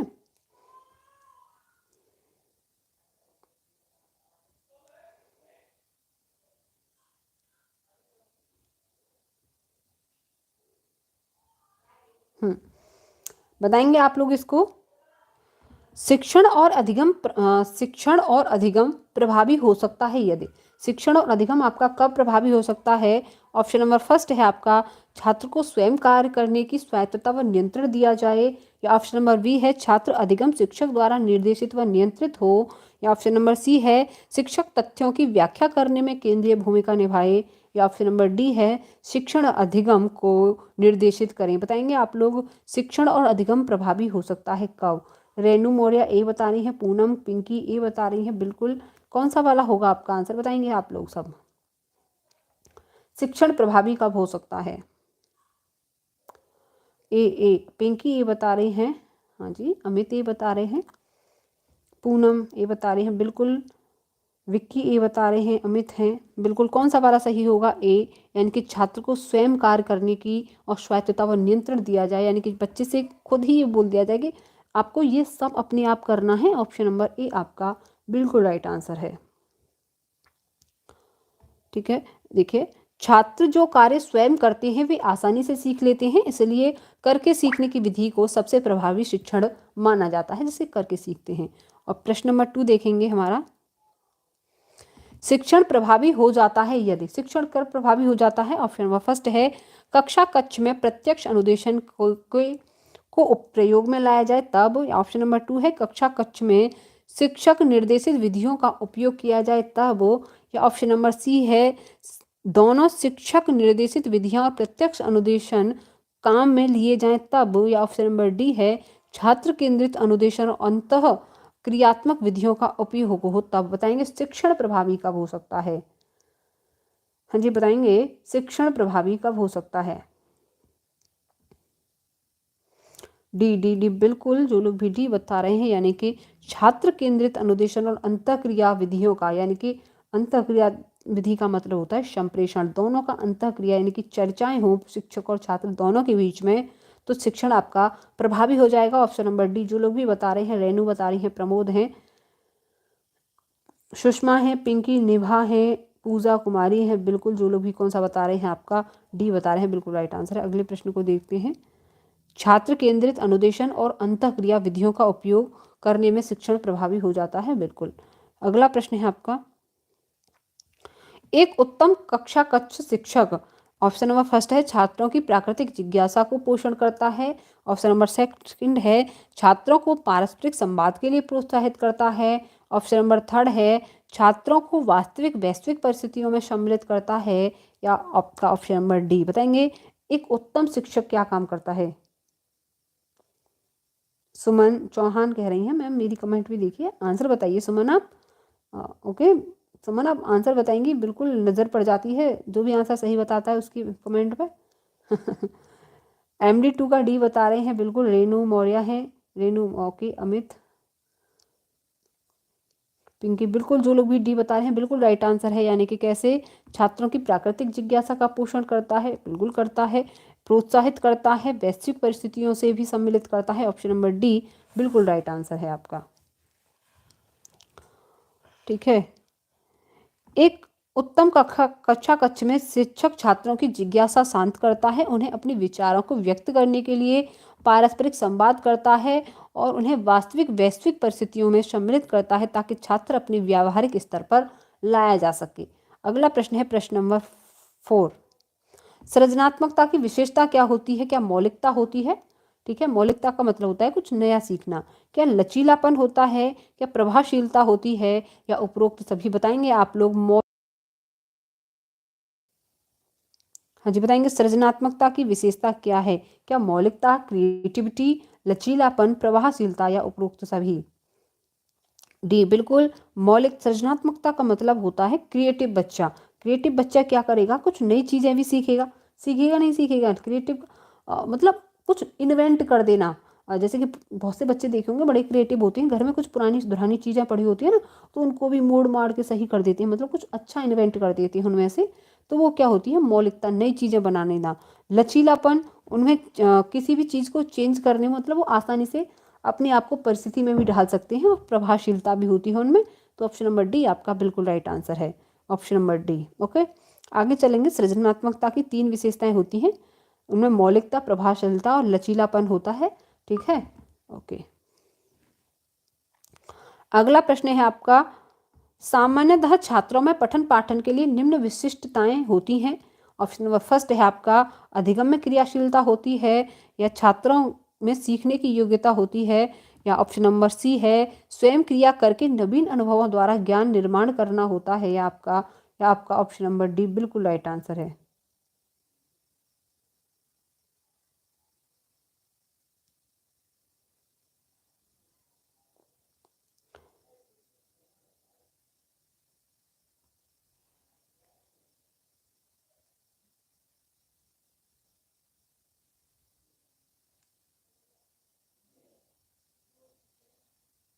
ये बताएंगे कौन सा वाला सही है आपका? बिल्कुल कौन सा वाला? ऑप्शन नंबर डी आपका बिल्कुल राइट आंसर है। जो भी बता रहे हैं, क्या क्या आपका अधिगम में क्रियाशीलता भी होती है, छात्रों की सीखने की योग्यता भी, और आपका स्वयं करके नवीन अनुभवों को प्राप्त करना भी, ये किससे होता है? सामान्यतः छात्रों में पठन पाठन के लिए विशिष्टताएं होती हैं। ऑप्शन नंबर डी बिल्कुल राइट आंसर है आपका। अगला प्रश्न है, मनोविज्ञान शिक्षा का आधारभूत विज्ञान है, किसने कहा था? मैम बहुत अच्छा, ओके। मनोविज्ञान शिक्षा का आधारभूत विज्ञान है, किसने कहा था? क्या BN झा ने कहा था, या स्किनर ने कहा था, या डेविस ने कहा था, या वुडवर्थ ने कहा था? बताएंगे आप लोग। मनोविज्ञान शिक्षा का आधारभूत विज्ञान, ये आपकी बात किसने कही थी? बताएंगे, मनोविज्ञान शिक्षा का आधारभूत विज्ञान है, किसने कहा था ये वाली बात? हाँ जी, क्या BN झा ने कहा था? बिल्कुल। किसने कहा था? स्किनर ने कहा था। जो लोग भी सी बता रहे हैं बिल्कुल राइट आंसर है। मनोविज्ञान शिक्षा का, मनोविज्ञान सीखने का आधारभूत विज्ञान है, ये आपके कौन कहते हैं? ये स्किनर आप कहते हैं। ऑप्शन नंबर सी आपका बिल्कुल राइट आंसर है। अगले प्रश्न पर चलेंगे। अगला प्रश्न है आपका,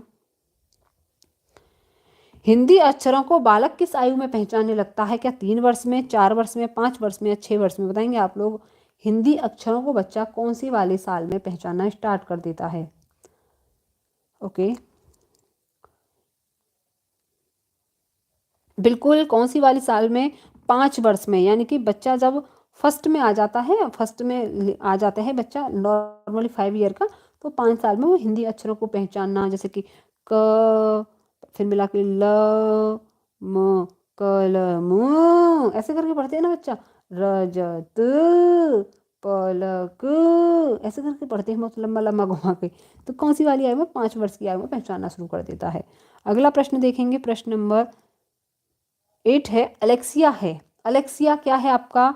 क्या पढ़ने की अक्षमता है अलैक्सिया, लिखने की अक्षमता है, या सीखने की अक्षमता है आपकी? ऑप्शन नंबर डी है आपका सुनने की अक्षमता है। बताएंगे अलेक्सिया क्या है? अलेक्सिया देखिए, पढ़ने की अक्षमता को क्या कहते हैं? पढ़ने की अक्षमता को बताएंगे आप लोग क्या कहते हैं? लिखने की अक्षमता को, सीखने की अक्षमता को और सुनने की अक्षमता को।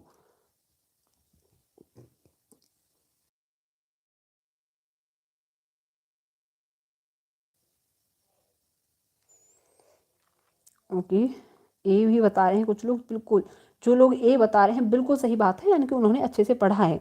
ठीक है, अलेक्सिया, अलेक्सिया डिसलेक्सिया का ही दूसरा रूप है। किसका? डिसलेक्सिया, डिसलेक्सिया, डिसलेक्सिया या अलेक्सिया या पठन वैफल्य, या पठन वैफल्य, ये किसका नाम है? ये सारी कौन सी वाली दिक्कत है? ये सारी पढ़ने की अक्षमता वाली दिक्कत है।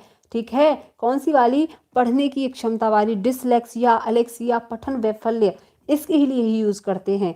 ठीक है, एक नया वर्ड था, एक नया टर्म था, इसलिए मैंने ये प्रश्न डाला कि क्या पता आपको पूछ ले अलेक्सिया और आप कंफ्यूज ना हो। ठीक है, आपको पठन वैफल्य पता होगा। पठन वैफल्य पढ़ने के विकार को कहते हैं। सबसे पहले जब ये आया था ना सीटेट में, बहुत सारे बच्चे कंफ्यूज हुए थे कि अरे यार पठन वैफल्य क्या होता है, पठन वैफल्य क्या होता है। ठीक है, पढ़ने संबंधी विकार होता है पठन वैफल्य, डिसलेक्सिया पठन संबंधी विकार, एलेक्सिया पठन संबंधी विकार। ओके, तो और लिखने संबंधी विकार क्या होता है? डिस्ग्राफिया होता है, उसको कह सकते हैं हम लोग। पियाजे की औपचारिक संक्रियात्मक अवस्था कौन सी अवधि तक मानी जाती है? यानी कि कौन सी औपचारिक संक्रियात्मक अवस्था? 0 से 2 होती है, 2 से 7 होती है, 7 से 11 या 11 से 15। बताएंगे आप लोग औपचारिक संक्रियात्मक अवस्था कौन सी है आपकी? औपचारिक संक्रियात्मक अवस्था कौन सी है? बिल्कुल, जो 0 से 2 होती है वो कौन सी होती है आपकी? आपकी संवेदी यानी कि इंद्रिय जनित गामक अवस्था होती है। कौन सी होती है? ये फर्स्ट वाली इंद्रिय जनित गामक अवस्था होती है 0 से 2। उसके बाद आती हैं 2 से 7 पर, वो होती है आपकी पूर्व संक्रियात्मक अवस्था। ठीक है, उसके बाद आते हैं हम किस पर? 7 से 11 पर। वो कौन सी वाली अवस्था होती है आपकी? होती है आपकी मूर्त संक्रियात्मक अवस्था। कौन सी? मूर्त संक्रियात्मक अवस्था। ठीक है, उसके बाद आती है आपकी 7 से 11 से 15 वाली एज, वो होती है आपकी औपचारिक संक्रियात्मक अवस्था। कौन सी? औपचारिक संक्रियात्मक अवस्था कौन सी होती है आपकी? 11 से 15 भी होती है, और इसको हम अमूर्त संक्रियात्मक अवस्था भी कह सकते हैं। क्या? अमूर्त संक्रियात्मक अवस्था, क्योंकि इसमें बच्चा कैसा चिंतन करता है? अमूर्त चीज़ों के ऊपर होकर चिंतन करने लगता है।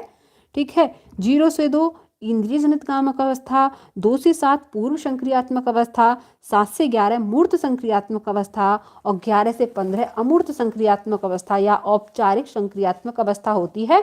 तो ऑप्शन नंबर डी, जो लोग भी बता रहे हैं बिल्कुल राइट आंसर है उनका। अगला प्रश्न देखेंगे हम लोग। अगला प्रश्न कह रहा है आपसे, गर्भ में बालक को विकसित होने में कितने समय लग जाता है? क्या 150 दिन लगते हैं गर्भ में बच्चे को विकसित होने में, या आपका 280 दिन लगते हैं, 390 या 460 दिन लगते हैं? बताएंगे आप लोग गर्भ में बच्चे को विकसित होने में कितना समय लगता है? हाँ जी, बताएंगे इसका आंसर। क्या 150 दिन लगते हैं,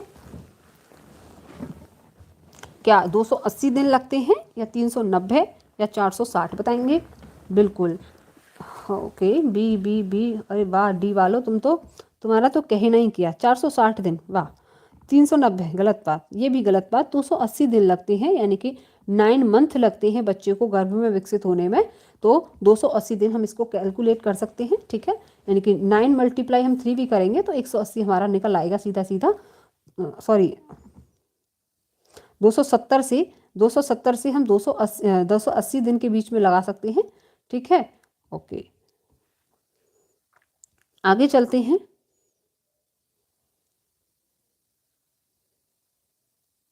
प्रश्न नंबर 11, विद्यार्थियों को दिए जाने वाले परामर्श में सर्वाधिक उपयोगिता यह है कि?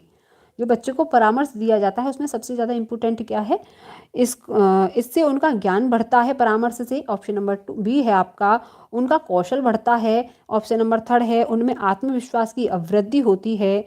ऑप्शन नंबर डी है, वे दुनिया में सफल बन जाती हैं। बताएंगे विद्यार्थियों को जो परामर्श दिया जाता है उसकी क्या आपकी इम्पोर्टेंस है? क्या इससे उनका ज्ञान बढ़ जाता है, कौशल बढ़ जाता है, उनमें आत्मविश्वास और की अभिवृद्धि हो जाती है? बताएंगे कौन सा वाला सही है आपका? विद्यार्थियों को दी जाने वाले परामर्श की। हाँ जी, बताएंगे प्रश्न नंबर 11 का। बिल्कुल, जो लोग भी सी बता रहे हैं बिल्कुल राइट आंसर है। उनमें आत्मविश्वास की अभिवृद्धि हो जाती है। ठीक है, यानी कि देखिए जब हमें कोई प्रॉब्लम हो जाती है तो क्या है हमें जैसे कि कुछ कुछ लोग उसमें चले जाते हैं डिप्रेशन वगैरह में। तो क्या है उनको जब परामर्श दिया जाता है, परामर्श केंद्र, ठीक है, साइकेट्रिस्ट वगैरह के पास उनको लेके जाया जाता है, तो क्या होता है, तो परामर्श केंद्र इसीलिए खुले होते हैं कि जिससे अपने डिप्रेशन को दूर किया जा सके। ठीक है, तो उनमें क्या है, उसमें आत्मविश्वास की अभिवृद्धि हो जाती है। तो ऑप्शन नंबर सी आपका बिल्कुल राइट आंसर है। तो विद्यार्थी को भी जो परामर्श दिया जाता है उसके लिए दिया जाता है आत्मविश्वास के लिए। हाँ जी, परामर्श परामर्श का परिणामी प्रभाव छात्रों के आत्मविश्वास में वृद्धि है। परामर्श वह पद्धति है जिसके द्वारा किसी की समस्या पर शोध करके उसका हल निकाला जाता है और छात्र व्यक्ति अपने आगे वाले बाधाओं को आसानी से पार कर सकते हैं, वही होता है आपका परामर्श। बहुग्रेड अध्यापन क्या है? बहुग्रेड अध्यापन वह है जिसमें ऑप्शन नंबर फर्स्ट है, एक विद्यार्थी एक ही समय में एक से अधिक कक्षाएं उत्तीर्ण कर सकता है, क्या वह बहुग्रेड अध्यापन है आपका? ऑप्शन नंबर बी है, एक अध्यापक को एक ही समय में एक से अधिक कक्षाओं को कक्षा पढ़ानी पड़ती है, क्या वह बहुग्रेड अध्यापन है?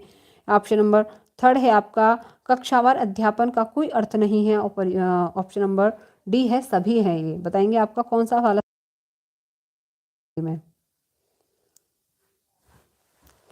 हाँ जी, बताएंगे कौन सा वाला सही है?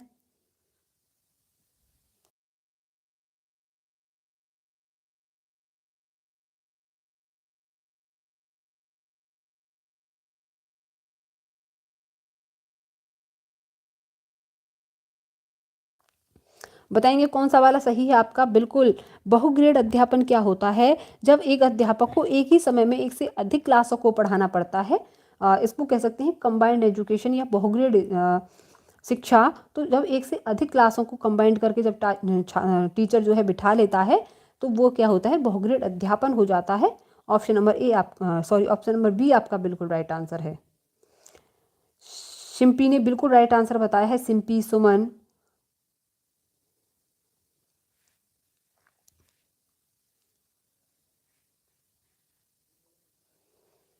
अगला प्रश्न है प्रश्न नंबर 13। शिक्षक की भूमिका क्या है? ज्ञान संप्रेषण करना, संप्रेषित करना, छात्रों को अनुशासन में रखना, या ऑप्शन नंबर सी है छात्र केंद्रित क्रिया आधारित अंतःक्रिया अधिगम सृजित करना। बताएंगे आप लोग शिक्षक का उद्देश्य क्या है, या उपयुक्त सभी?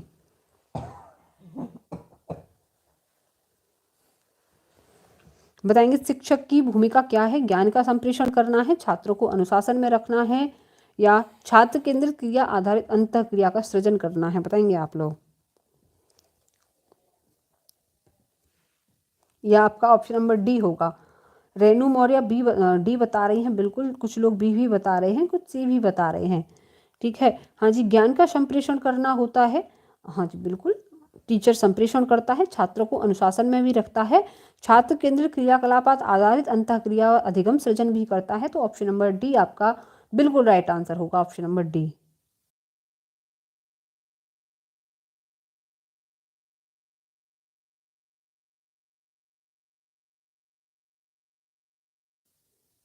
हाँ जी, तो क्या है, ज्ञान का संप्रेषण करने का भी वर्क होता है टीचर का, क्रिया आधारित अधिगम करने का भी काम होता है उसका, अनुशासन बनाए रखना, क्लास में अनुशासन यानी कि क्लास में अनुशासन बनाए रखने का भी काम होता है, छात्रों की समस्या को हल करना भी होता है शिक्षक का वर्क, और छात्रों की जिज्ञासा शांत करना भी होता है। ठीक है, तो प्रश्न नंबर 14 देखेंगे क्या कह रहा है। पठन पाठन में शिक्षकों को क्या करना चाहिए? ज्ञान का मौखिक स्थानांतरण करना चाहिए, या ऑप्शन नंबर बी है जिज्ञासु प्रवृत्ति का प्रोत्साहन करना चाहिए, या कक्षा कक्ष में पाठ्य पुस्तक द्वारा शिक्षण कराना चाहिए, या ऑप्शन नंबर डी है उपर्युक्त में से कोई नहीं। बताएंगे आप लोग पठन पाठन में शिक्षकों को क्या करना चाहिए? अनुशासन बनाए रखना। देखिए अनुशासन बनाए रखना क्लास में, ये एक मोस्ट इम्पोर्टेंट जो पढ़ाने के वो होते हैं ना फैक्टर्स, उसमें इम्पोर्टेंट होता है अनुशासन बनाए रखना। देखिए जब क्लास अनुशासित नहीं होगी, क्लास को अनुशासित हम कैसे बना सकते हैं? उनसे क्रिएटिव प्रश्न पूछ के, ठीक है, उनसे ऐसी बातें करके बच्चों के कि जिससे कि वो चर्चा कर सकें, तो ये अनुशासन होता है, उससे ही अनुशासन। ऐसा नहीं है कि बच्चे को कुटाई करके अनुशासन में रखते हैं, ऐसे नहीं। बच्चे की जिज्ञासा शांत करके हम बच्चे क्लास को अनुशासित रख सकते हैं। जैसे कि बच्चे के दिमाग में कोई प्रश्न है उसको बताकर, ठीक है। बी नहीं होना चाहिए, बी हाँ, अनुशासन बनाए रखना इसी से होता है, ये नहीं कि बच्चों की कुटाई पिटाई करके उनको अनुशासन में रखा जाए। हाँ जी बताएंगे, बिल्कुल। जो लोग भी बता रहे हैं इस प्रश्न का उत्तर जिज्ञासु प्रवृत्ति का प्रोत्साहन करना शिक्षक का यही कार्य होना चाहिए। ऑप्शन नंबर बी आपका बिल्कुल राइट आंसर है। अगले प्रश्न पर चलेंगे। अगला प्रश्न कह रहा है आपसे, एक प्रतिभाशाली बालक की आप मदद कैसे कर सकते हैं उस पर अधिक ध्यान देकर। ऑप्शन नंबर बी है उससे अधिक पुस्तकें देकर। ऑप्शन नंबर सी है उसे अधिक समय देकर, या ऑप्शन नंबर डी है उससे संबंधित अधिगम अनुभव देकर। बताएंगे आप लोग कौन सा वाला सही है। प्रतिभाशाली बच्चे की हम मदद कैसे कर सकते हैं। प्रतिभाशाली बच्चा होता है जिसका IQ लेवल हम 140 मानते हैं नॉर्मली। तो हाँ जी बताएंगे कौन सा वाला सही है आपका। एक प्रतिभाशाली बालक की मदद कैसे कर सकते हैं, उस पर अधिक ध्यान देकर, उसे अधिक बुक्स देकर, हाँ जी, या उसे अधिक समय देकर, उससे संबंधित अनुभव देकर।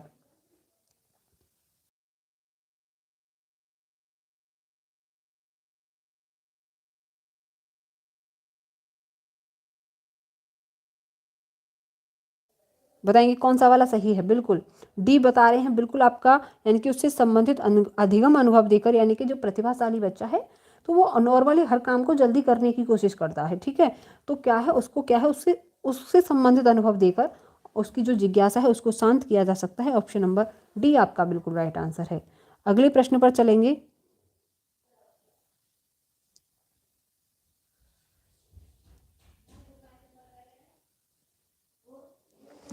प्रोफेसर जीन पियाजे के अनुसार 0 से 14 वर्ष की आयु वर्ग के बालकों का मानसिक विकार 4 अवस्थाओं में होता है, ठीक है। इससे 7 से 14 वर्ष के आयु वर्ग की अवस्था को क्या कहते हैं।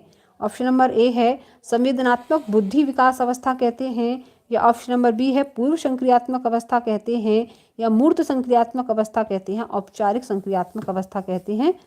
देखिए 7 से 11 नहीं, 11 से आप 14 कर सकती हैं इसको। 11 से 14 वर्ष वाले बच्चों की क्या कहेंगे। 11 से 14 वर्ष वाले बच्चों से क्या कहेंगे बताएंगे। क्या संवेदनात्मक विकास, या पूर्व संक्रियात्मक, या मूर्त संक्रियात्मक, या औपचारिक संक्रियात्मक। 11 से 14 मानेंगे इसको, ठीक है। तो देखिए 7 से 14 कोई अवस्था नहीं होती। संवेदी गामक अवस्था होती है, इंद्रिय जनित गामक अवस्था होती है आपकी 0 से 2 होती है। पूर्व संक्रियात्मक होती है 2 से लेकर 7 वर्ष तक। ये वाली होती है 0 से 2, जो आपकी इंद्रिय जनित गामक अवस्था या संवेदी गामक अवस्था होती है, ठीक है। पूर्व संक्रियात्मक होती है आपकी 2 से लेकर 7 तक। मूर्त होती है आपकी 7 से लेकर 11 तक, और अमूर्त होती है 11 से लेकर, यानी कि औपचारिक संक्रियात्मक होती है 11 से लेकर 15 तक, ठीक है। तो यानी कि पियाजे की 4 अवस्थाएं हैं।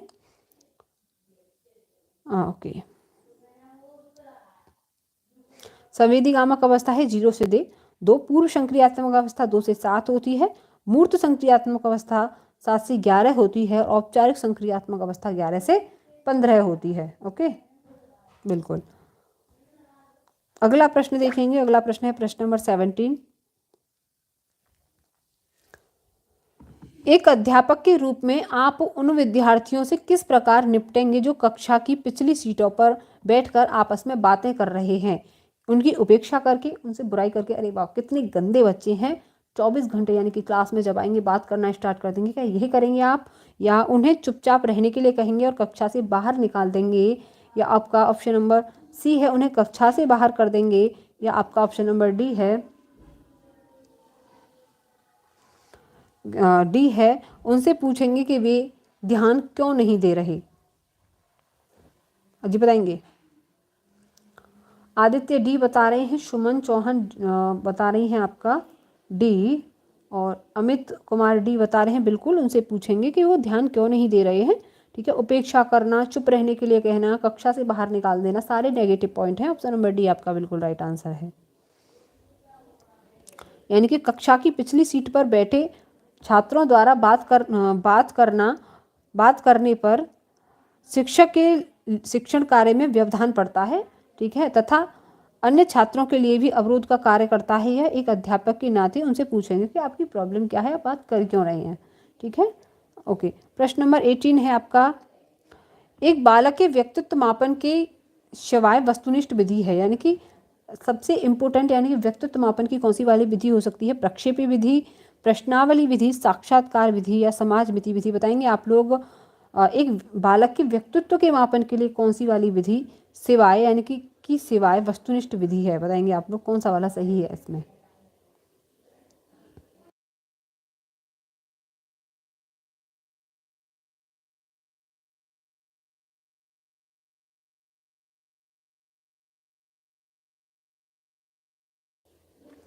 बिल्कुल, कौन सी वाली विधि है? बिल्कुल, बच्चे का व्यक्तित्व मापन करना है, ठीक है, तो कौन सी वाली वस्तुनिष्ठ विधि है? प्रक्षेपी विधि।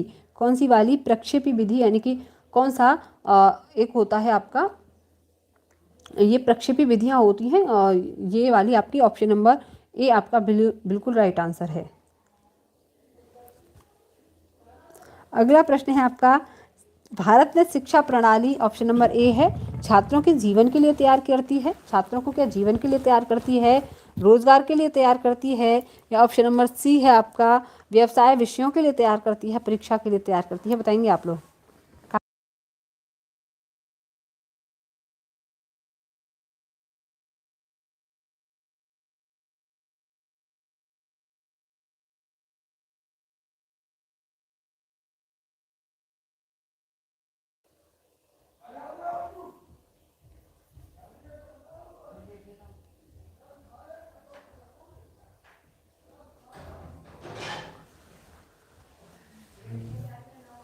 बताएंगे आप लोग। छात्रों को जीवन के लिए तैयार करती है, रोजगार के लिए, व्यवसाय के लिए, परीक्षा के लिए?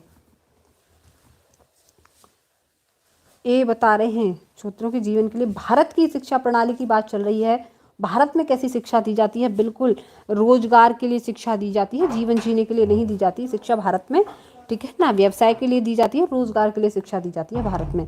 रोजगार संबंधी शिक्षा है, ठीक है, रोजगार के लिए बच्चों को तैयार करती है भारत की जो शिक्षा है, ना कि किसके लिए? जीवन जीने के लिए शिक्षा नहीं करती। जो अमेरिका की शिक्षा है, यूएसए की, वो बच्चों को किसके लिए? व्यावसायिक शिक्षा देती है, जीवन जीने के लिए तैयार नहीं करती वो भी, ठीक है। और रोजगार के लिए कौन तैयार करती है? भारत की शिक्षा प्रणाली रोजगार से संबंधित है आपकी।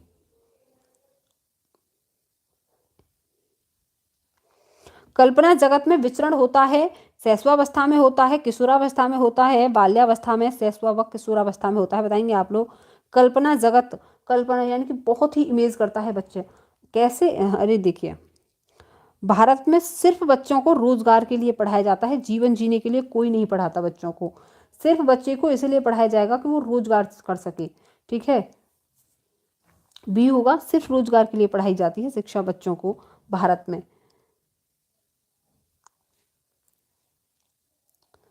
इसका बताएंगे आप लोग। कल्पना जगत में विचरण कौन करते हैं?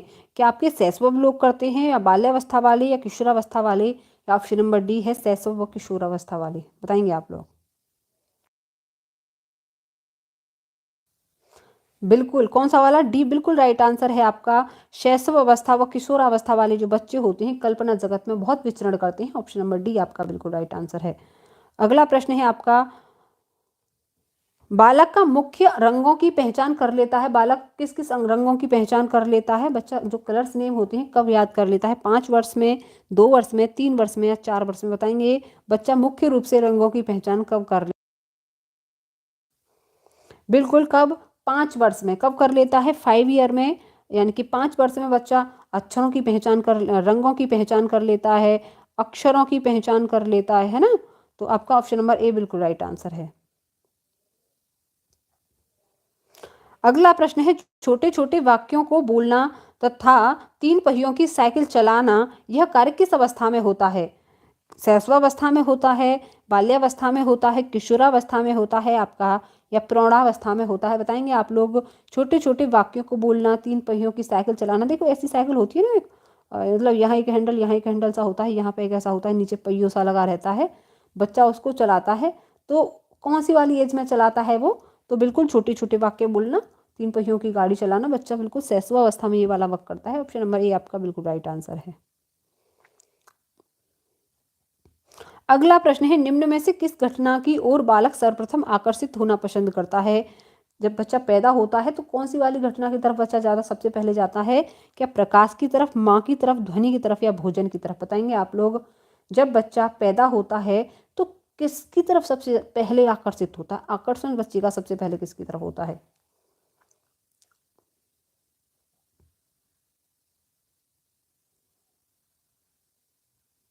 ए, कुछ लोग बी भी बता रहे हैं।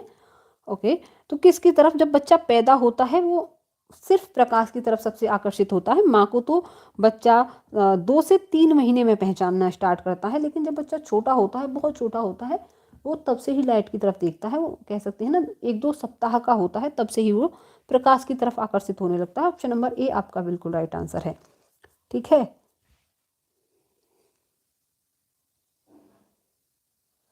बालक की जिज्ञासा को क्या किया जाना चाहिए? उसको खत्म यानी कि दमन कर देना चाहिए, शांत कर देना चाहिए, उत्तेजित करना चाहिए, सक्रिय करना चाहिए? बताएंगे आप लोग। बच्चे की जिज्ञासा को क्या करना चाहिए? दमन यानी कि दबा देना चाहिए, शांत कर देना चाहिए, हाँ जी, सक्रिय करना चाहिए, शांत करना चाहिए? 24 का डी बता रहे हैं प्रमोद, पिंकी डी बता रही हैं, बिट्टू भी डी बता रहे हैं, प्रशांत बी बता रहे हैं, रागिनी सी बता रही हैं, पिंकी बता रही हैं डी। बिल्कुल कौन सा वाला आंसर होगा आपका? बच्चे की जिज्ञासा को शांत करना चाहिए। जैसे कि बच्चे ने कोई प्रश्न पूछा आपसे, ठीक है, तो क्या आप बच्चे को सक्रिय कर देंगे? बताएंगे नहीं हाँ कल बताऊंगा, बच्चा सक्रिय रहेगा? नहीं नहीं, उसको आप, बच्चा कोई प्रश्न पूछ रहा है, बच्चे की कोई जिज्ञासा है, उसे शांत करिए। बिल्कुल ऑप्शन नंबर 2 आपका बिल्कुल राइट आंसर है, बी आपका बिल्कुल सही जवाब होगा। दमन तो करना ही नहीं ना, उत्तेजित करनी ना सक्रिय करनी, उसको शांत करना है बच्चे की जिज्ञासा को उसके प्रश्न का आंसर बता के। भारत में बाल विकास की शुरुआत कब हुई थी? 1930, 1987, 1917, सॉरी 1930 में, यानी कि 1887 में, 1879 में या 1519 में? बताएंगे भारत में बाल विकास की शुरुआत कब होती है?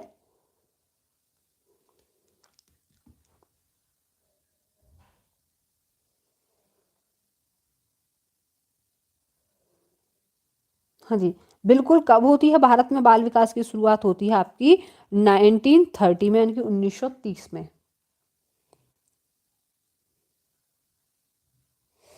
किशोर अवस्था में सामाजिक विकास पर जिसका प्रभाव नहीं पड़ता वह निम्न में से कौन सी चीज है? जिस पर किशोर अवस्था में जिसका प्रभाव नहीं पड़ता, जिस पर किसका? रुचियों का नहीं पड़ता, आवश्यकताओं का, असुरक्षा का या आवृत्ति का? बताएंगे किशोरावस्था पर कौन सी वाली ऐसी सामाजिक विकास है जिसका प्रभाव नहीं पड़ता?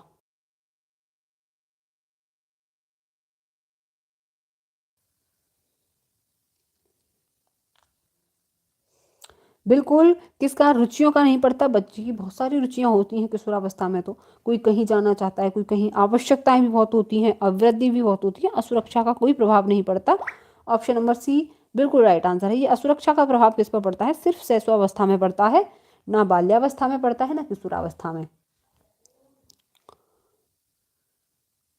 अगला प्रश्न है प्रश्न नंबर 27। किशोर अवस्था में चरित्र निर्माण से जो अवस्था संबंधित है वह निम्न में से है कौन सी? परंपराओं को धारण करने की अवस्था होती है, आधारहीन आत्मचेतना की अवस्था होती है, आधार युक्त आत्मचेतन होता है, या स्व केंद्रित अवस्था होती है? बताएंगे आप लोग। किशोर अवस्था में चरित्र निर्माण में जो अवस्था संबंधित है वह निम्न में से कौन सी है?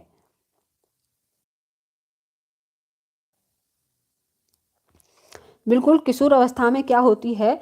आधारहीन, यानी कि बच्चा क्या है, अपने मार्ग से भटकने लगता है, विषम लिंगी की तरफ आकर्षित होने लगता है। तो चेतन तो होता है, लेकिन आधारहीन आत्मचेतना होती है। कैसी? आधारहीन होती है। तो इसका जो क्या होता है, इसके लिए बहुत सारी आजकल बहुत सारी चीज़ों पर काम चल रहा है कि ये वाली एजुकेशन होनी चाहिए। ठीक है, बच्चों को गलत सूचनाएं कहीं से नहीं मिलनी चाहिए, बच्चों को सही सूचनाएं माता पिता के द्वारा ही देनी चाहिए, स्कूल में टीचर्स के द्वारा देनी चाहिए। तो इसके लिए एक एजुकेशंस को भी लाया जा रहा है। तो ये क्या है? किशोरावस्था में चरित्र निर्माण से संबंधित होती है आधारहीन आत्मचेतना। ठीक है, ऑप्शन नंबर बी आपका बिल्कुल राइट आंसर है।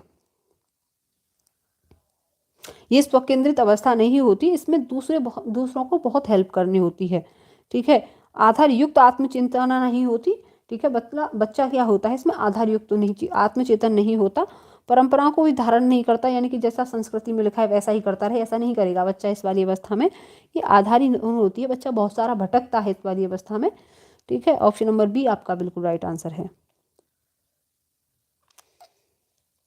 अगला प्रश्न है आपका, विकास व्यक्ति में नवीन विशेषताओं और योग्यताएं प्रस्फुटित करता है, यह कथन किसका है? हरलॉक का है, जेम्स ड्रेवर का है, मैक्ड्यूगल का है, मुनरो का है? बताएंगे।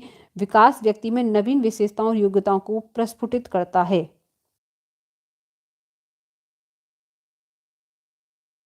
बिल्कुल, कौन कहते हैं ये? हरलॉक साहब कहते हैं। हरलॉक कहती हैं कि जो विकास है वो नवीन योग्यताओं को प्रस्फुटित करता है। ऑप्शन नंबर ए आपका बिल्कुल राइट आंसर है। अगला प्रश्न है आपका, अगला प्रश्न है प्रश्न नंबर 29। किशोरावस्था एक नया जन्म है, इसमें उच्चतर और श्रेष्ठतम मानव विशेषताओं का जन्म होता है, इसका यह कथन किसका है? जॉन एंड सिम्पसन का है, गैशल का है, स्टेनली हॉल का है, या गीड फ्री का है? बताएंगे आप लोग। किशोरावस्था एक नया जन्म है जिसमें उच्चतर और श्रेष्ठतर मानव विशेषताओं का जन्म होता है, किसका कथन है? हाँ जी, किसका कथन है ये किशोरावस्था एक नया जन्म है जिसमें उच्चतर और श्रेष्ठतम मानव विशेषताओं का जन्म होता है, ये स्टेनले हॉल जी का कथन है। और इन्होंने ही किशोरावस्था को किसकी आंधी तूफान की अवस्था भी कहा है, किसकी आंधी तूफान की अवस्था भी कहा है। और इन्होंने ही क्या कहा है? इन्होंने ही क्या कहा है? किशोरावस्था एक नया जन्म है, इसमें उच्चतर और श्रेष्ठतम मानव विशेषताओं का जन्म होता है। ऑप्शन नंबर सी आपका बिल्कुल राइट आंसर है। राजू राज बता रहे हैं, पिंकी सी बिल्कुल राइट आंसर बता रही हैं आप। प्रश्न नंबर 30 पे चलेंगे। किशोरावस्था आदर्शों की अवस्था है, सिद्धांतों का निर्माण की अवस्था है, साथ ही जीवन का सामान्य समायोजन है, यह परिभाषा देने वाले कौन से हैं? किशोरावस्था आपकी आदर्शों की अवस्था है, सिद्धांतों की अवस्था है, साथ ही जीवन का सामान्य समायोजन है, यह परिभाषा किसने दी थी? हेडो रिपोर्ट ने दी थी, जीन पियाजे, फेडरिक ट्रेसी, या ऑप्शन नंबर डी है आपका ओहो ELP? बताएंगे किसने दी थी ये वाली? बिल्कुल बताएंगे आप लोग। बिल्कुल, किसने कहा था आपका? जीन पियाजे साहब ने कहा था किशोरावस्था आदर्शों की अवस्था है, सिद्धांतों का निर्माण की अवस्था है, साथ ही जीवन का सामान्य समायोजन है, यह परिभाषा देने वाले जीन पियाजे साहब हैं। ऑप्शन नंबर बी आपका बिल्कुल राइट आंसर है।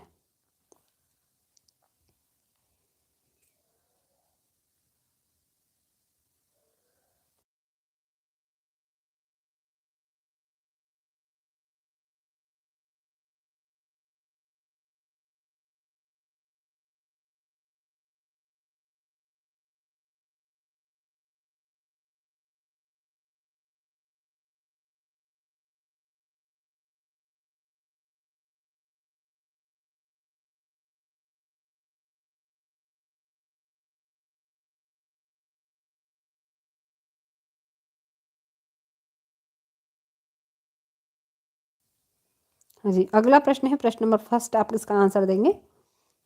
फर्स्ट से स्टार्ट हो गए हैं आपके आंसर, 30 प्रश्न हम कर चुके हैं। ओके, रक्षा तंत्र युक्ति को आईडी आईडी आवेगों की खुली अभिव्यक्ति और विरोध से अहंकार की रक्षा करने में मदद करता है, क्या करता है? देखिए एक बार दोबारा सुनेंगे इसको। रक्षा तंत्र युक्ति को आईडी आवेगों की खुली अभिव्यक्ति और विरोध और अहंकार की रक्षा करने में क्या मदद करता है? सुपर ईगो करता है, मृत्यु वृत्ति करती है, झूठ वृत्ति करती है, अचेतन मन करता है? बताएंगे आप लोग इसका आंसर। ये फ्राइड साहब कहते हैं कि जो यानी कि जो आपकी क्या है, कुछ भी गलत नहीं होने दे, हमेशा क्या है सही के लिए ही खड़ा रहे, तो वो कौन सा होता है आपका? वो होता है आपका सुपर ईगो होता है, सुपर ईगो निर्देश। ऑप्शन नंबर ए आपका बिल्कुल राइट आंसर है।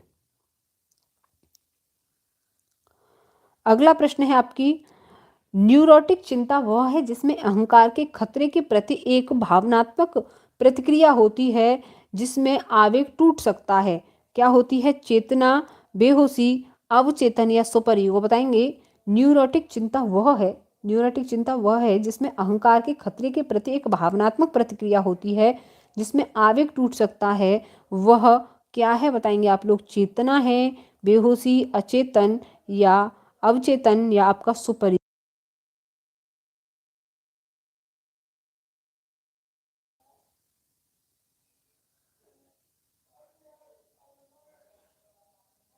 न्यूरोटिक चिंता वो है जिसमें अहंकार के खतरे के प्रति भावनात्मक प्रतिक्रिया होती है, वो क्या होती है? चेतना होती है। ऑप्शन नंबर ए आपका बिल्कुल राइट आंसर है, चेतना।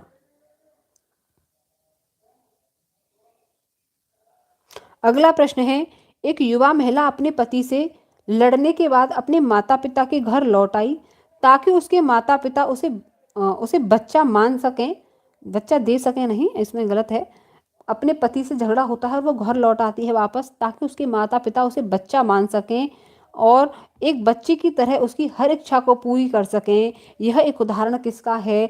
दमन का है, प्रतिगमन का है, निर्धारण का है या प्रतिक्रिया संगठन का है? बताएंगे आप लोग कौन सा वाला सही होगा? यानी कि एक जगह झगड़ा होने के बाद जब हम दूसरी जगह चले जाते हैं गुस्से में, तो वो क्या होता है?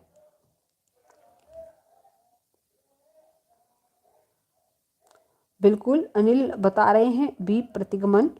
ओके, पलक बता रही हैं 2 का ए। ओके, कौन सा वाला सही होगा? वो होगा आपका प्रतिगमन। यानी कि जब जैसे कि छोटा बच्चा है, उसको घर पे डांट पड़ती है और वो बाहर चला जाता है, क्या करता है? वो प्रतिगमन करता है। ऑप्शन नंबर बी आपका बिल्कुल राइट आंसर है। अगला प्रश्न है, मनोलैंगिक विकास की जो मनोलैंगिक अवस्था दी थी किसने? फ्राइड साहब ने दी थी। उसकी अंतिम अवस्था कौन सी है? फॉलिक स्टेज है, जननात्मक अवस्था है, मौखिक चरण है आपका, या ऑप्शन नंबर डी है गुदा चरण है? बताएंगे आप लोग मनोलैंगिक विकास के कौन सा अंतिम चरण होता है? बिल्कुल, कौन सी जननांगी अवस्था होती है? ऑप्शन नंबर बी आपका बिल्कुल राइट आंसर है, जननांगी अवस्था। ये अंतिम स्टेज होती है मनोलैंगिक विकास की। ठीक है,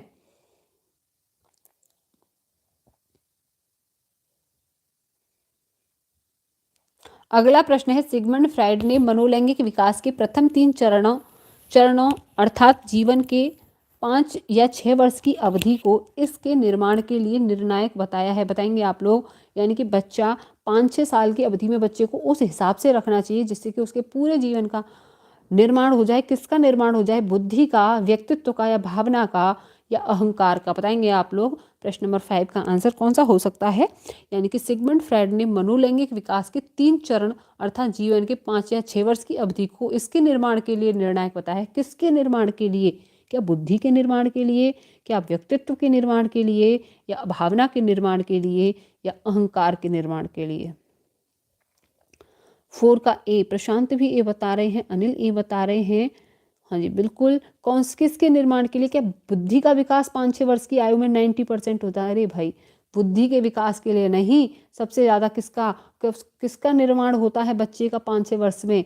समाज में बच्चा ढलता है ना, तो उनके व्यक्तित्व का निर्माण, जो उनका पर्सनैलिटी होती है, जैसे कि अवांछनीय व्यवहार न करना, अच्छी जगह पर अच्छी बातें करना, बातों को सोच समझ कर कहना, ये व्यक्तित्व का निर्माण होता है 5-6 साल की अवधि में। क्या बुद्धि का बच्चा 90% व्यवहार अधिगम कर लेगा?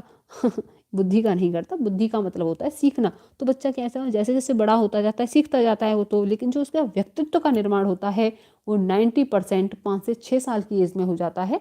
कई सारे लोग, यानी कि फ्राइड का कथन है, बच्चा अपना जितना विकास, बच्चे का विकास यानी कि जो डेवलपमेंट है, व्यक्तित्व का डेवलपमेंट, वो 5-6 वर्ष की आयु तक 90% तक हो जाता है, 10% बाद में होता है।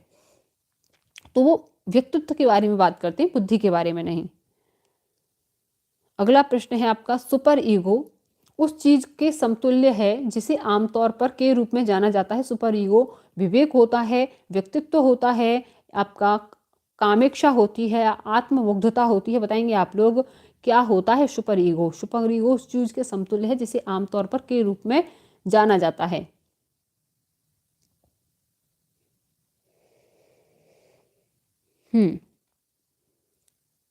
बिल्कुल। ओके, सुपर ईगो क्या होता है आपका? व्यक्तित्व होता है, या विवेक होता है, या आपका कामेक्षा होती है, या आपका, बिल्कुल, जो सुपर ईगो वाले लोग होते हैं वो कैसे होते हैं? विवेकशील होते हैं। कैसे? विवेकशील होते हैं। ऑप्शन नंबर ए आपका बिल्कुल राइट आंसर है, विवेकशील होते हैं। ओके।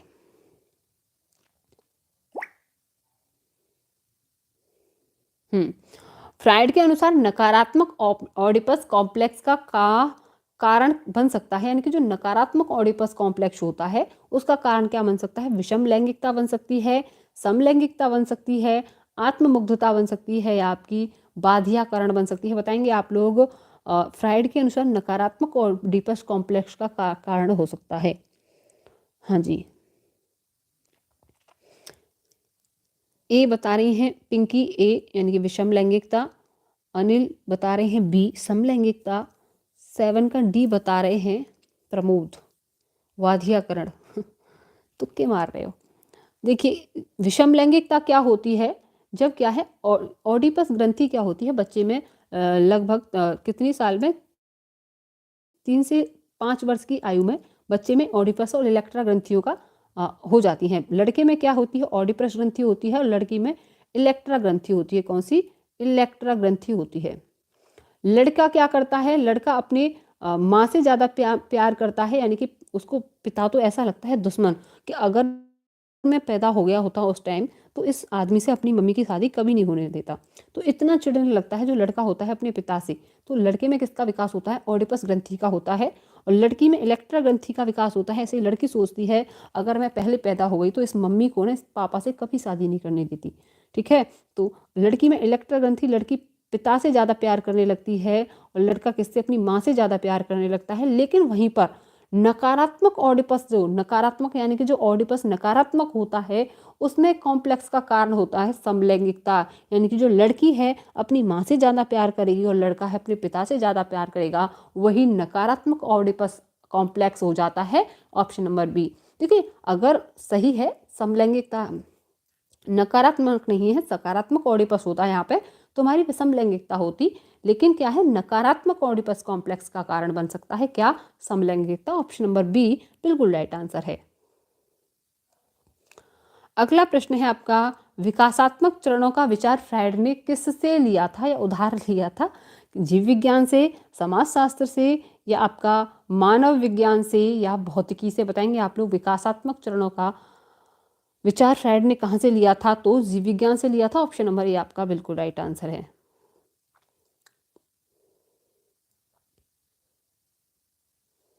अगला प्रश्न है आपका, सपने में उपजी मांगों या इच्छाओं का प्रतिनिधित्व करते हैं। यहाँ तक प्रश्न है। सपना जो देखते हैं, जब हमारी कुछ इच्छाएं होती हैं, उनका प्रतिनिधित्व कौन करता है? अचेतन मन करता है, सचेतन करता है, या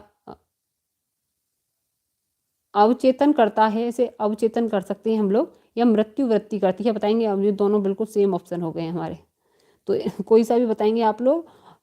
यानी कि जो सपनों में हमारी जो चीज़ें आती हैं वो कौन से वाले मन के द्वारा आती हैं? क्या अचेतन मन के द्वारा होती हैं, सचेतन के द्वारा, या अर्धचेतन के द्वारा? इसको अर्धचेतन मान सकते हैं हम, इसको अर्धचेतन के द्वारा आती हैं, या मृत्यु व्यक्ति के द्वारा आती हैं? बताएंगे आप लोग। 9 का सी बता रहे हैं पलक। हाँ जी, जो सपने में हमारी चीज़ आती है ना, जो अवचेतन मन होता है, यानी कि अवचेतन मन का मतलब होता है जिन चीज़ों को हम बिल्कुल भूल चुके हैं, जो हमारी ऐसी इच्छाएं जिनसे हम दुखी हो जाते हैं। और दुखी इच्छाएं कहाँ पे चल जाती हैं? हमारी अचेतन मन में चली जाती हैं। ठीक है, वो कैसे आती हैं? फिर हमारे सपनों में आती हैं। किससे? सपनों में आती हैं। तो जो सपने में जो इच्छाएं प्रतिनिधित्व करते हैं वो कहाँ से? अचेतन मन से आती हैं। तो ऑप्शन नंबर ए आपका बिल्कुल राइट आंसर है। जो सी बता रहे हैं वो भी सही है, अचेतन। अगला प्रश्न है आपका, एक विशेष पुस्तक में फ्रायड ने त्रुटि के मनोविज्ञान का विश्लेषण किया और त्रुटियों के स्रोत के बीच के संघर्ष में पाया ईगो और सुपर ईगो, या अचेतन इच्छा और सचेतन सेंसरशिप, या आपका ऑप्शन नंबर सी है सचेत इच्छा और अचेतन सेंसरशिप, अहंकार और अचेतन? बताएंगे आप। हाँ जी, दोबारा सुनेंगे। एक विशेष पुस्तक में फ्रायड ने त्रुटि के मनोविज्ञान का विश्लेषण किया और त्रुटियों के स्रोत के किसके बीच संघर्ष ज्यादा होता है? 3 मन होते हैं ना, एक होता है कौन सा? एक होता है अचेतन, एक अर्धचेतन, और एक होता है आपका चेतन मन, यानी कि चेतन, अर्धचेतन और आपका अवचेतन या अचेतन मन कह सकते हैं। तो किन के बीच में संघर्ष ज्यादा होता है? बिल्कुल अचेतन मन क्या होता है? बिल्कुल गलत बात बोलता है, हर टाइम गलत बात बोलेगा, यानी कि जितना मतलब उसकी इच्छाओं को पूरा करने पे लगा रहता है। लेकिन सचेत मन क्या होता है? बहुत ही विवेकशील होता है, यानी कि हमेशा सही काम करने के लिए बोलेगा। अचेतन मन हमेशा गलत काम करने के लिए बोलेगा। तो इनके बीच में क्या है? हर टाइम संघर्ष लगा रहेगा, यानी कि कह सकते हैं अचेतन मन क्या होता है? चोर होता है, और सचेतन मन क्या होता है? पुलिस होती है। ठीक है। तो यही वाला हिसाब है इनका कि इसका अचेतन और सचेतन मन का, ये हमेशा गलत करेगा, ये हमेशा सही करेगा, इसलिए इनके बीच में संघर्ष लगा रहता है। और इनके बीच में जो क्या है, जो दोस्ती कराने का काम करता है, यानी कि भाई चोर है तू, चल इसको जेल वेल में डाल दो, काम खत्म करो, तो इसका ये काम कौन करता है, अर्धचेतन मन करता है। ठीक है। तो इनके बीच में जो कंट्रोल रखता है अर्धचेतन मन रखता है, लेकिन ये तो एक दूसरे के कैसे कट्टर दुश्मन टाइप हैं, कौन, अचेतन और सचेतन। मतलब कह सकते हैं ऐसी दुश्मनी है कि एक दूसरा जिसको भी मिल जाए वो उसको मार दे। ठीक है। तो बिल्कुल बी आपका बिल्कुल राइट आंसर है। इनके बीच में बहुत सारा संघर्ष रहता है, अचेतन और सचेतन के बीच में। अगला प्रश्न है प्रश्न नंबर 11। वह कौन सी जगह है जहां बच्चे के संज्ञानात्मक विकास को सर्वोत्तम तरीके से परिभाषित किया जा सकता है? ऑप्शन नंबर फर्स्ट है सभागार में, ऑप्शन नंबर सेकंड है होम में, सी है खेल मैदान में, डी है स्कूल और कक्षा के माहौल में। बताएंगे कौन सा वाला सही है। वह कौन सी जगह है जहाँ बच्चे के संज्ञानात्मक विकास को सर्वोत्तम तरीके से परिभाषित किया जा सकता है?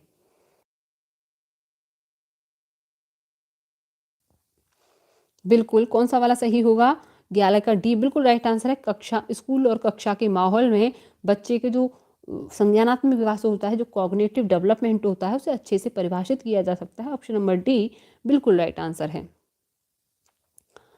अगला प्रश्न है आपका, निम्नलिखित में से कौन सा बच्चे की सामाजिक मनोवैज्ञानिक आवश्यकताओं से संबंधित नहीं है?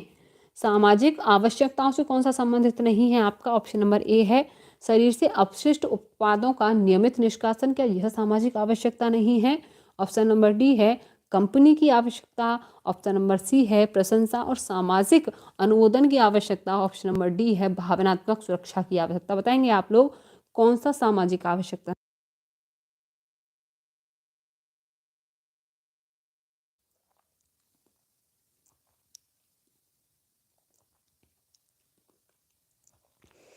बताएंगे कौन सी सामाजिक आवश्यकता नहीं है? 12 का कुछ लोग बी भी बता रहे हैं, कुछ ए भी बता रहे हैं। देखिए, कंपनी की आवश्यकता, कंपनी का मतलब होता है एक दूसरे का साथ मिलना। ठीक है। कंपनी की आवश्यकता होती है, सामाजिक आवश्यकता में बिल्कुल होती है भैया। प्रशंसा, प्रशंसा हमें किससे सुननी होती है? हमें जॉब लेनी है तो प्रशंसा सुननी है, तो किससे सुननी है? अपने आप से, कि समाज से? समाज की आवश्यकता होती है अनुमोदन। भावनात्मक सुरक्षा की भी आवश्यकता होती है, जो हमारी शरीर से अपशिष्ट पदार्थों का निष्कासन, ये कैसी आवश्यकता होती है? ये दैहिक आवश्यकता होती है। कौन सी आवश्यकता होती है? ये दैहिक आवश्यकता होती है। तो ये सामाजिक मनोवैज्ञानिक की आवश्यकता नहीं है। तो ऑप्शन नंबर ए आपका बिल्कुल राइट आंसर है। अगला प्रश्न है आपका, ये बताएंगे आप लोग माइंड मैपिंग का क्या तात्पर्य है? माइंड मैपिंग का तात्पर्य किससे है? ऑप्शन नंबर ए है मन का चित्र बनाना, ऑप्शन नंबर बी है मन की कार्यप्रणाली पर शोध, सी है समझ बढ़ाने की एक तकनीकी, या डी है एक साहसिक कार्य के लिए कार्य योजना। जब तक आप बताइए मैं पानी पी लेती हूँ। ठीक है। बताएंगे आप लोग इसका आंसर। माइंड मैपिंग का क्या तात्पर्य है?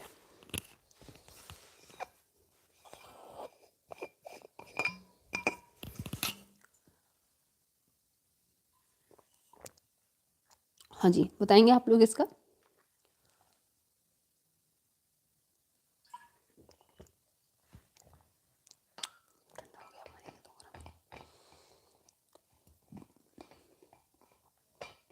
गर्म नहीं डाला था इसमें, पानी ठंडा है। ठंडा, गर्म, कोई बात नहीं। चलो ठीक है। बताएंगे माइंड मैपिंग का क्या तात्पर्य होता है? मन का चित्र बनाना, मन की कार्यप्रणाली पर शोध, समझ बढ़ाने की एक तकनीकी, या एक साहसिक कार्य के लिए कार्य योजना। बताएंगे आप लोग कौन सा सही होगा?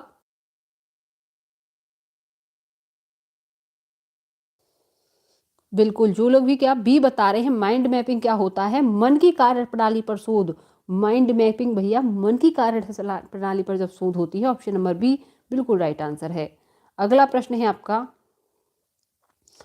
एक शिक्षक अपने विद्यार्थियों की क्षमताओं को समझने का प्रयास करना चाहिए। किसको? एक शिक्षक को। निम्नलिखित में से कौन सा क्षेत्र इस क्षेत्र से संबंधित है? तो मीडिया और मनोविज्ञान, ऑप्शन नंबर बी है शैक्षिक मनोविज्ञान, ऑप्शन नंबर सी है शैक्षिक समाजशास्त्र, या ऑप्शन नंबर डी है सामाजिक दर्शन। बताएंगे आप लोग, एक शिक्षक को अपने विद्यार्थी की क्षमताओं को समझने का प्रयास करना चाहिए। निम्नलिखित में से कौन सा क्षेत्र इससे संबंधित है? क्या मीडिया और मनोवैज्ञानिक संबंधित है, मनोविज्ञान संबंधित हैं, या शैक्षिक मनोविज्ञान, या शैक्षिक समाजशास्त्र, या आपका कौन सा सामाजिक दर्शन? हाँ जी, बताएंगे आप लोग कौन सा वाला सही है। जब बच्चे के ऊपर कौन सी वाली प्रणाली थी, जब लेक्चर मेथड चलते थे आपके पहले, तो क्या था इसमें, शिक्षा शास्त्र नहीं था, किसके लिए, बच्चों के लिए। ठीक है, क्यों नहीं था, तो आपकी तो किसको लाया गया, शैक्षिक मनोविज्ञान को लाया गया। क्यों क्यों लाया गया था, क्योंकि बच्चों की जो नीड होती हैं, बच्चे को जो ज़रूरत होती हैं, उनको पूरा किया जा सके। जो बच्चे के यानी कि जो बच्चों के जो उससे पढ़ाया जा सके, बच्चों के मेथडों से पढ़ाया जा सके, जैसे बच्चे को समझ में आए ऐसे बातें की जा सके। ठीक है, तो बिल्कुल कौन सा, यानी कि शिक्षक की क्षमता से विद्यार्थियों की क्षमताओं को समझा जा सके, तो ये कौन सा क्षेत्र संबंधित है, इससे शैक्षिक मनोविज्ञान संबंधित है, इसीलिए इसको लाया गया था। ऑप्शन नंबर आपका कौन सा, बी, बिल्कुल राइट आंसर है। अगला प्रश्न है आपका प्रश्न नंबर 15। बच्चे सक्रिय रूप से दुनिया के बारे में अपनी समझ का निर्माण करते हैं, इस कथन का श्रेय किसको जाता है, कोहलबर्ग को जाता है, स्किनर को, या पियाजे को जाता है, या पावलोव को जाता है। बताएंगे, बच्चे सक्रिय ज्ञान निर्माता होते हैं, नन्हे वैज्ञानिक होते हैं, ये वाली बात किसने बोली थी।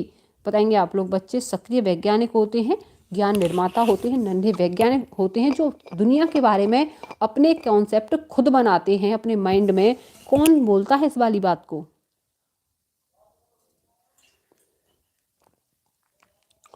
हाँ जी, बताएंगे आप लोग। बिल्कुल, कौन बोलेंगे, पियाजे साहब बोलेंगे। वो उन्होंने बच्चों को नन्हे नन्हे वैज्ञानिकों की संज्ञा दी है, जो दुनिया के बारे में अपनी जो संज्ञानात्मक सोच खुद बनाते हैं, दुनिया के बारे में अपनी समझ बनाते हैं, सक्रिय ज्ञान निर्माता होते हैं। ऑप्शन नंबर सी आपका बिल्कुल राइट आंसर है। अगले प्रश्न पर चलेंगे।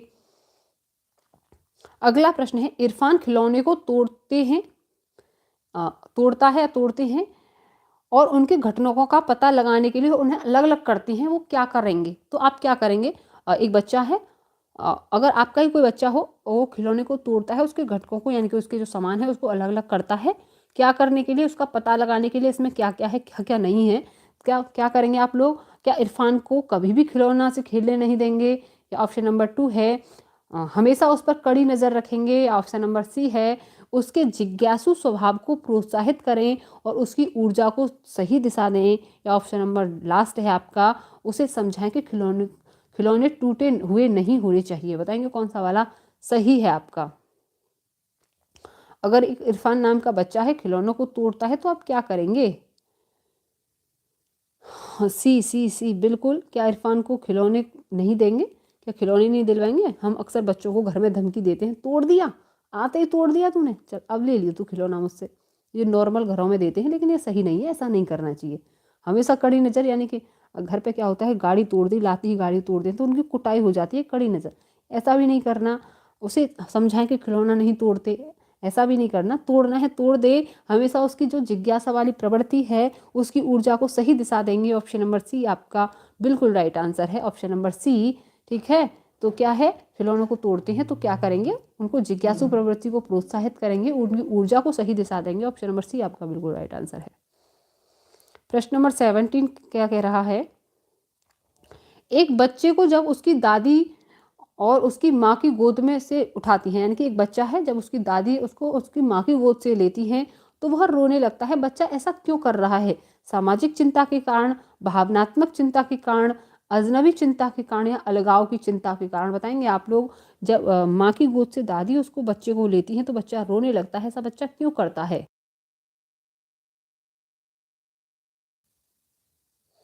हाँ जी, बताएंगे आप लोग।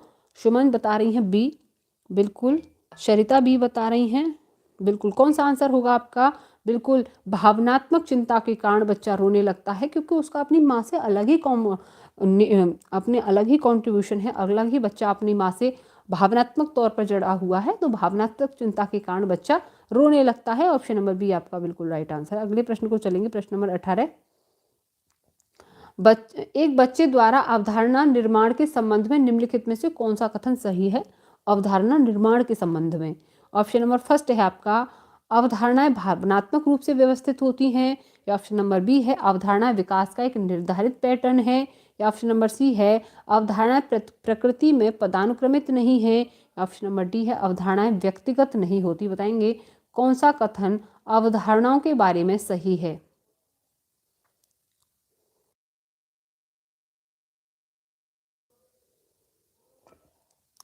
अवधारणाएं क्या होती हैं? बिल्कुल 18 का बी बता रहे हैं कौन, प्रमोद। बिल्कुल कौन सा वाला सही है आपका? अवधारणाएं विकास का एक निर्धारित पैटर्न है, ऑप्शन नंबर बी आपका बिल्कुल सही आंसर है। हाँ जी बिल्कुल। अगला प्रश्न देखेंगे, निम्नलिखित में से कौन संज्ञानात्मक घटक नहीं है, संज्ञान का घटक नहीं है? ऑप्शन नंबर ए भावनाएं नहीं है, विचार नहीं है, ध्यान देना नहीं है, या धारणा नहीं है। बताएंगे आप लोग संज्ञानात्मकता का घटक यानी कि संज्ञानात्मक भाव का घटक आपका कौन सा नहीं है? बताएंगे आप लोग प्रश्न नंबर 9। हाँ जी, कौन सा नहीं है? क्या विचार नहीं है, ध्यान नहीं है, धारण नहीं है, भावनाएं नहीं है? बिल्कुल भावनाएं नहीं होता। क्या विचार, धारण, स्मरण, पुनः स्मरण, ये सारे किसके होती हैं? आपके संज्ञान के घटक होते हैं। लेकिन भावनाएं क्या है? इमोशंस हैं आपका, ये आपका घटक नहीं होती। किसका? संज्ञान का। ये आपका एक अलग ही फील होती है, यानी कि किसी रोते हुए को देखकर ही आंखों में आंसू आ जाते हैं, तो किससे? भावनाओं से संबंधित होता है। तो ये क्या है? ये संज्ञान में नहीं होता। क्या हमें पता होता है कि हम दूसरे को देखकर रो जाएंगे या किसी दूसरे की जो भावना है, दुख दर्द है, उसकी पीड़ा को समझेंगे? तो हम पहले से नहीं सोचते हैं, लेकिन उसको देखकर ही हम भावनाओं में बह जाते हैं। तो ऑप्शन नंबर ए आपका बिल्कुल राइट होगा। प्रश्न नंबर 20, निम्नलिखित में से अंतः विषय निर्देशन का सबसे बड़ा लाभ यह है। अंतः विषय यानी कि क्या है? एक सब्जेक्ट में और भी सब्जेक्टों को मिलाना अंतः विषय निर्देशन का सबसे बड़ा लाभ है आपका। क्या? ऑप्शन नंबर फर्स्ट है आपका छात्रों में विभिन्न विषयों के विषयों यानी कि विषय जो विभिन्न विषय होती हैं कि विशेष विषयों के प्रति नापसंदगी विकसित होने की संभावना कम हो जाती है। ऑप्शन नंबर बी है शिक्षकों को पाठों और गतिविधियों की योजना बनाने में अधिक लचीलेपन की अनुमति है। ऑप्शन नंबर सी है छात्रों को नए सीखे गए ज्ञान को कई संदर्भों में सामान्य बनाने और लागू करने के अवसर दिए जाते हैं। ऑप्शन नंबर डी है आपका पारस्परिक पाठ्यक्रम से संबोधित करने के लिए आवश्यक विषयों की बहुलता से शिक्षकों को अभिभूति महसूस होने की संभावना कम होती है। बताएंगे आप लोग इसका आंसर। और आज ये हमारी क्लास का लास्ट क्वेश्चन था आपका। ठीक है, बताएंगे इसका आंसर क्या होगा आपका? निम्नलिखित में से अंतः विषय निर्देशन का सबसे बड़ा लाभ क्या है? यानी कि एक सब्जेक्ट में और भी सब्जेक्टों को मिला लेना, इसका क्या लाभ हो सकता है?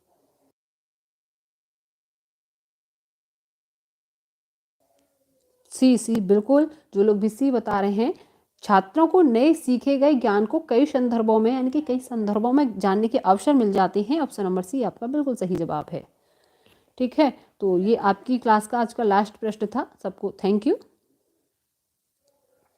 ठीक है, और तो अब कोई कोई प्रॉब्लम हो, कोई समस्या हो तो वो पूछ सकता है सीटेट के बारे में। किसी को कोई कंफ्यूजन हो किसी के प्रश्न में तो वो अब पूछ सकता है मुझको। ओके, ठीक है, और क्लास आपकी यहीं तक रहेगी। कल आपकी किसी भी एक सब्जेक्ट की मैराथन क्लास हो सकती है, और कल मैं शेड्यूल डाल दूंगी जिसकी भी मैराथन लूँगी आपको। ठीक है, और आप बता दें किसी भी सब्जेक्ट में आपको कोई प्रॉब्लम हो तो वो ले लें आपकी कल मैराथन। कल संडे है, छुट्टी होगी नहीं आपकी। ठीक है, संडे में कोई छुट्टी नहीं होगी। संडे होता है उनके लिए जिन्हें कोई काम नहीं होता। हमारे लिए तो संडे भी ऐसा और मंडे भी ऐसा है ना। पढ़ने वाले बच्चों के लिए कभी भी कोई संडे नहीं होता, कभी कोई मंडे नहीं होता। सारे दिन एक जैसे होते हैं, सारी रातें एक जैसी होती हैं। पढ़ने वालों को सिर्फ पढ़ना होता है, ना कभी छुट्टी मनानी होती है, ना कभी रुकना होता है। ठीक है, और हम आगे बढ़ भी तभी पाते हैं जब हम कभी रुकते नहीं हैं।